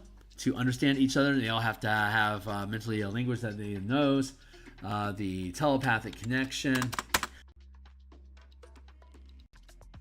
To tap 1 mana to continue sustaining the effect while you maintain concentration, ending when you expend the mana.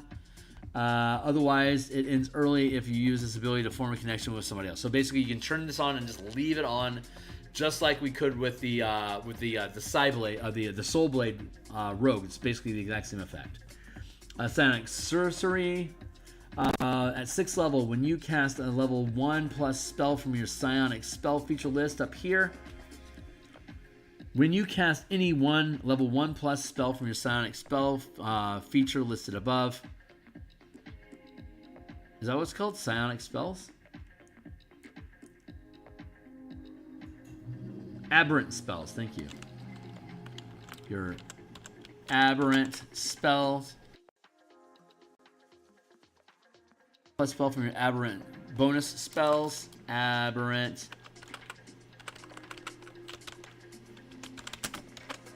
bonus spell list above.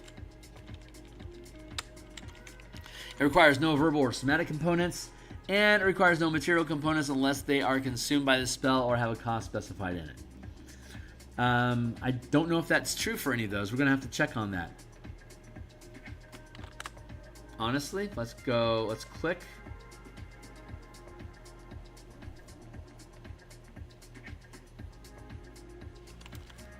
Do any of these spells qualify, or do I drop this? We'll figure it out. Worth noting. I'm not going to find out right now, though. Psychic defenses. You have resistance to psychic damage, and you have advantage on saving throws to avoid or end charmed and frightened conditions. Revelations in Flesh. As a bonus action, when you activate your innate sorcery feature, you can expend 1 or more points of mana up to your max sorcery limit to magically alter your body. For each point of mana spent this way, you gain 1 of the following benefits of your choice, the effects of which lasts until the innate sorcery ends. And again, you can always tap 1 mana to make it last for however long you want, as long as you don't lose concentration after the minute ends.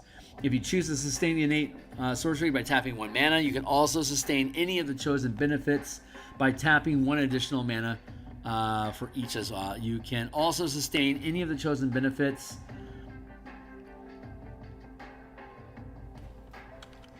for no additional cost as well. Once you have it on, it's just a DC 11. I'm fine with these things just rolling. So aquatic adaptation, swim speed, because these are basically powers that we lifted from the power list, or rather we took these and we added the powers, and none of them get turned off. So we can leave these on as well with an additional cost, not cost. Aquatic adaptation, swim speed, breathe underwater, gain gills, blah. Glistening wings, you gain a fly speed equal to your speed, and you can hover as you fly. Your skin glistens with mucus and otherworldly light. It'll last a minute unless you're willing to spend concentration on it, then it'll keep going. See the invisible. You can see any invisible creatures within 60 feet of yourself that isn't behind total cover. Your eyes also turn black or become writhing sensory tendrils. Worm-like movement to your body along with any equipment you are wearing. You know what? Honestly, I do want to add that back in. This should cost extra. Because See Invisibility only costs 2. Flight costs 3. Aquatic Adaptation costs 1. Yeah, this is actually worth holding on to. So yeah, I'm going to push that. Warping Implosion, 18. You can unleash a space warping anomaly.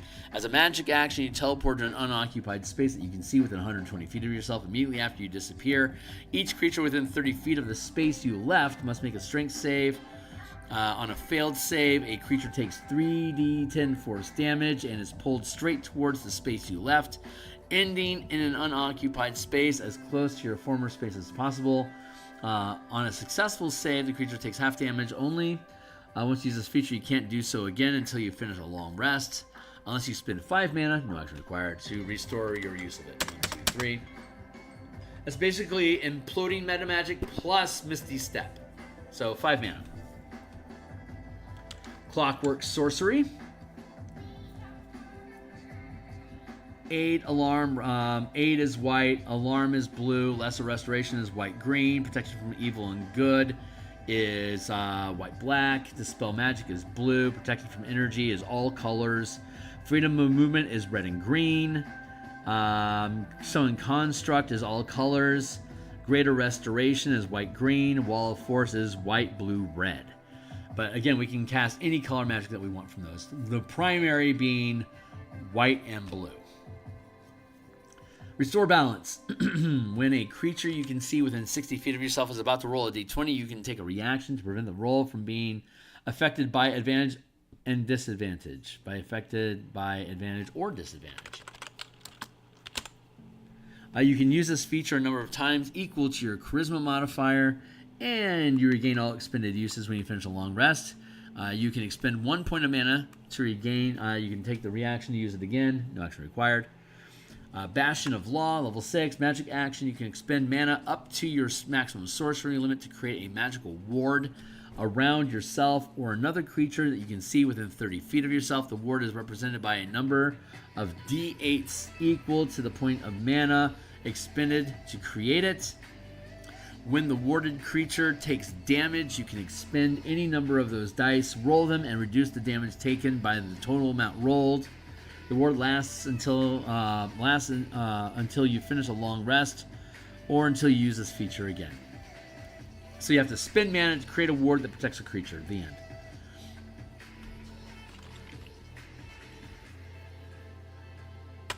Trance of Order. As a part of a bonus action to activate your innate sorcery feature, you can also activate Trance of Order. While in the trance state of your innate sorcery, attack rolls against you can't benefit from advantage, and whenever you make a d20 test, you can treat a roll of 9 or lower as a 20 on a 10. Once you use this feature, you can't do so again until you finish a long rest, unless you expend 5 points of mana, no action required, to restore your use of it. In addition, if you choose to sustain the innate sorcery by tapping mana, you can choose to sustain the Trance of Order by tapping 5 mana instead of 1. Yeah, that's what I thought. It should be 4 mana. 4 mana to turn it on, plus the innate sorcery. 5 mana instead of 1, period.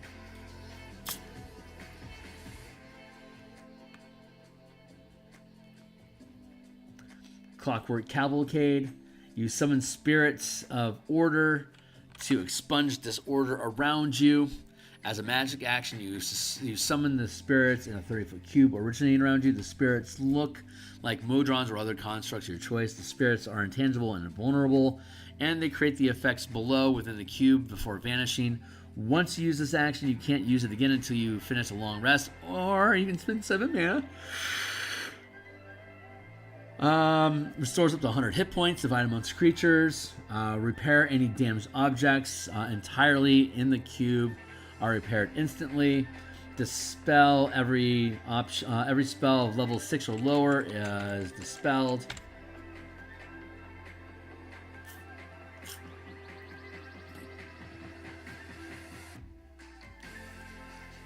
Good. Like fuck,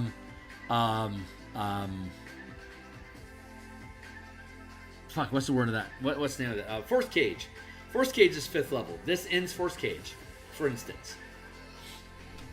Draconic Sorcery.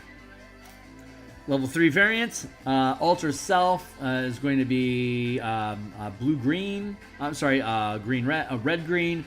Chromatic Orb is all colors. Command is white, blue, black.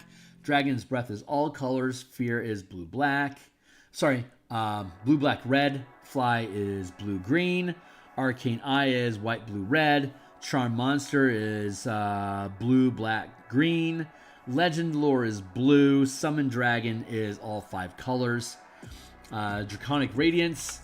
Your hit point maximum increases by 3 and increases by 1 whenever you gain a level. While you aren't wearing armor, your armor class is equal to 10 plus your Dex and Caw. Elemental Affinity. When you use your innate sorcery feature, choose one of the damage types: acid, cold, fire, lightning, or poison. You gain resistance to that type of damage, and when you cast a spell that deals damage of that type, you can add your charisma modifier to the damage of the roll. The effect remains active until you finish a long rest or use the innate sorcery feature again. Dragon Wings 14. As a part of the bonus action to activate your innate sorcery feature, you can also cause draconic wings to appear on your back, granting you a fly speed of 60 feet. The wings last for the duration of the innate sorcery, or until you dismiss it. In addition, you can cast the fly spell as part of that bonus action, targeting yourself. While the feature remains active, you can combine the effects of this feature with those of the spell, maintaining concentration on this feature and the fly spell together. Taps 4 mana.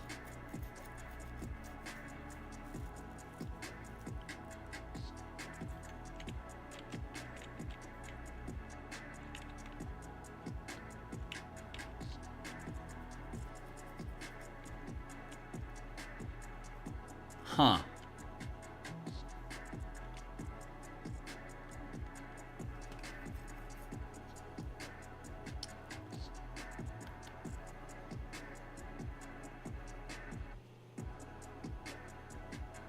That's stupid.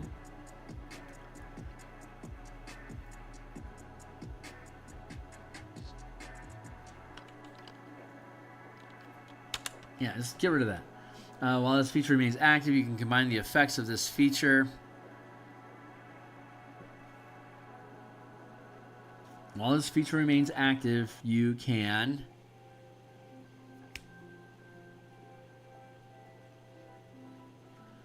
Hold on. I'm derping.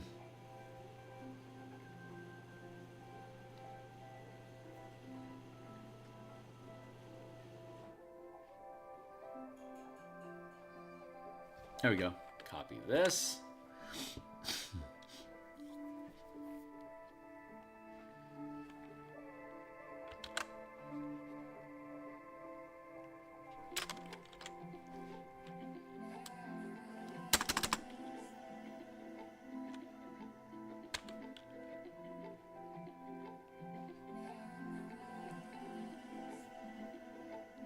You can choose to sustain the dragon wings.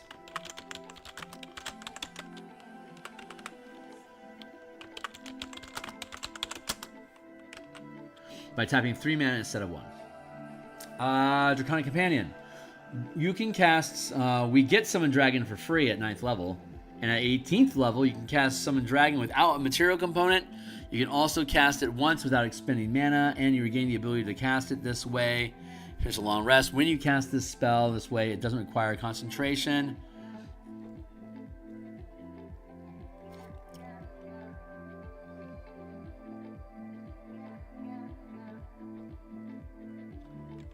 No, I'm going to get rid of that.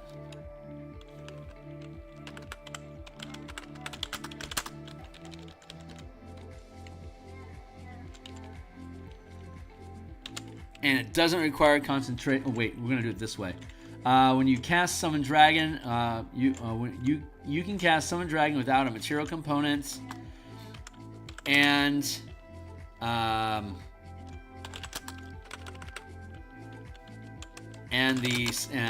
the spell has no duration while you maintain concentration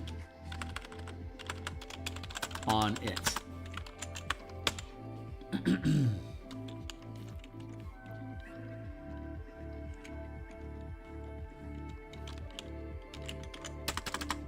Alternatively, you can spend 9 points of mana to cast Summon Dragon.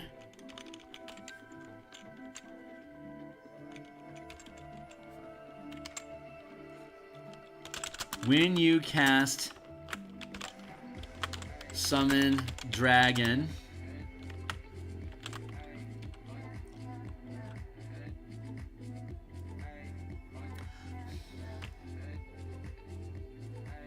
okay. Alternatively, when you cast Summon Dragon, you can expend an additional 9 mana to change the duration to persistent, which means it won't end. You can just leave those 9 points tapped, and that dragon will stay with you for fucking ever. He is your buddy.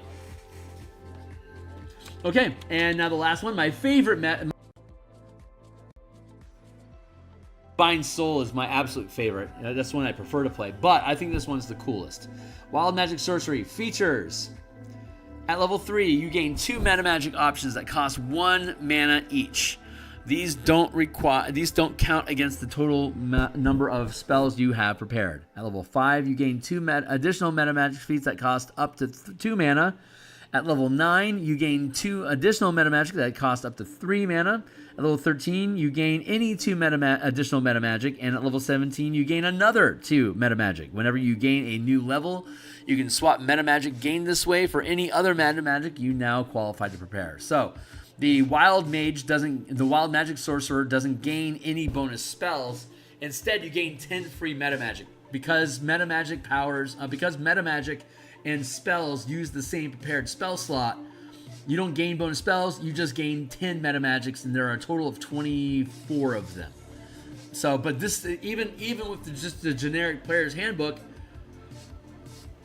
there are 10 meta magic. So we changed the wording on this, but we're gonna release Spell Point Sorcerer as a separate book. Using this expanded meta magic option as a pay what you want. It basically has a coupon to buy the actual book. Level 3, Wild Magic Surge. Once per turn, you can roll 1d20 immediately after you expend mana to use meta magic while casting a spell or cantrip. If you roll a 20, roll on the Wild Magic Surge table to create a magical effect. If the magical effect is a spell, it cannot be modified by meta magic. Here's your spell list. The meta magic spell list remains unchanged except 57 to 60. You cast a random spell as detailed for this result in the player's handbook. If the spell normally requires concentration, it doesn't require concentration in this case. The spell lasts for the full duration listed in the player's handbook. And at 97 to 100, roll 1d6. On a 1, you regain hit points. 2, one ally within 300 feet of you regains hit points. 3, you regain points of mana equal to your proficiency modifier. And on 4, one ally of your choice within 300 feet regains points of mana equal to your proficiency modifier. On a 5, you regain points of mana equal to your max spell level. And on a 6, all the effects of row 17 to 20 affect you simultaneously, which isn't listed here. It's just a bunch of spell stuff. Tides of Chaos. You can give yourself advantage on 1d20 test before you roll the d20. Once you do so, you must finish a long rest or modify a spell with meta magic before you can use this spell again. If you do modify a spell to regain this feature, you automatically roll on the Wild Magic Surge table. So from here on forward, whenever you cast a spell with mana, as long as you're always dropping an extra point into casting a spell, you always get the meta magic ability.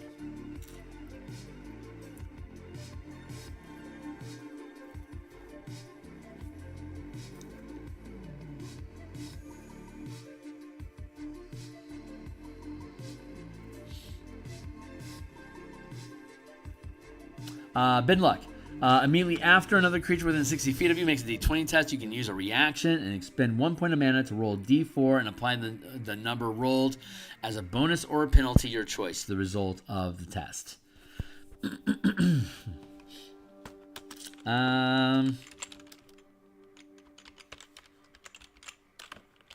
The die increases to 1d8 at 9th level, 1d10 at,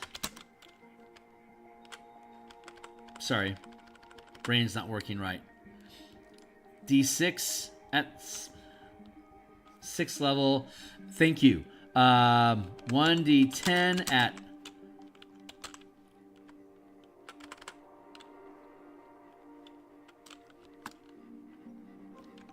14th level. God damn it. 14 minus 6 equals 8. Okay, thank you. 1d8 at 10th level. 1d10 at 14th level. 1d12 at 18th level. So we're getting higher value die rolls at higher levels. Same single point. That basically matches the progression of the monk, roughly. Controlled Chaos. While benefiting from your innate sorcery feature, whenever you roll on the Magic Wild Surge table, you can roll twice and use either result. Tamed Surge. Immediately after you modify a spell or cantrip with metamagic, you can create an effect of your choice from the Wild Magic Surge table instead of rolling on it. You can choose any effect on the table except the final row, which gives you free mana. And if the chosen effect involves a roll, you must make that roll. Once you use this feature, you can't do so again until you finish a long rest, unless you expend 5 mana to regain use of it. There you go. That's the sorcery stuff. So, I love the Sorcerer. I think they're super fucking cool. They are my favorite class in the way that we have them designed for color mana. Super fun. And let's see, what time is it? It's 8. Okay, it's 9 o'clock. Yeah, it's midnight on the East Coast. It's 9 o'clock here in Seattle. I'm going to go ahead and call it quits and start gearing down. I'm going to be back tomorrow morning to do more artwork. We're going to do artwork Monday through Friday till I die, or I'm incapable of doing it anymore. We build game design mechanics like this on Mondays and Thursday nights, as well as Saturday mornings. We do playtesting on my Discord server at 12:30 p.m. on Saturday afternoons till 4 Eastern time. Yeah, cool shit. Like, subscribe, hit the bell icon, join my Discord, check out my books, support me on Patreon if you want, all the blah-de-blah-de-blah-de-blah. Thanks a lot for hanging out, guys. I'll see you all on the other side. Cheers.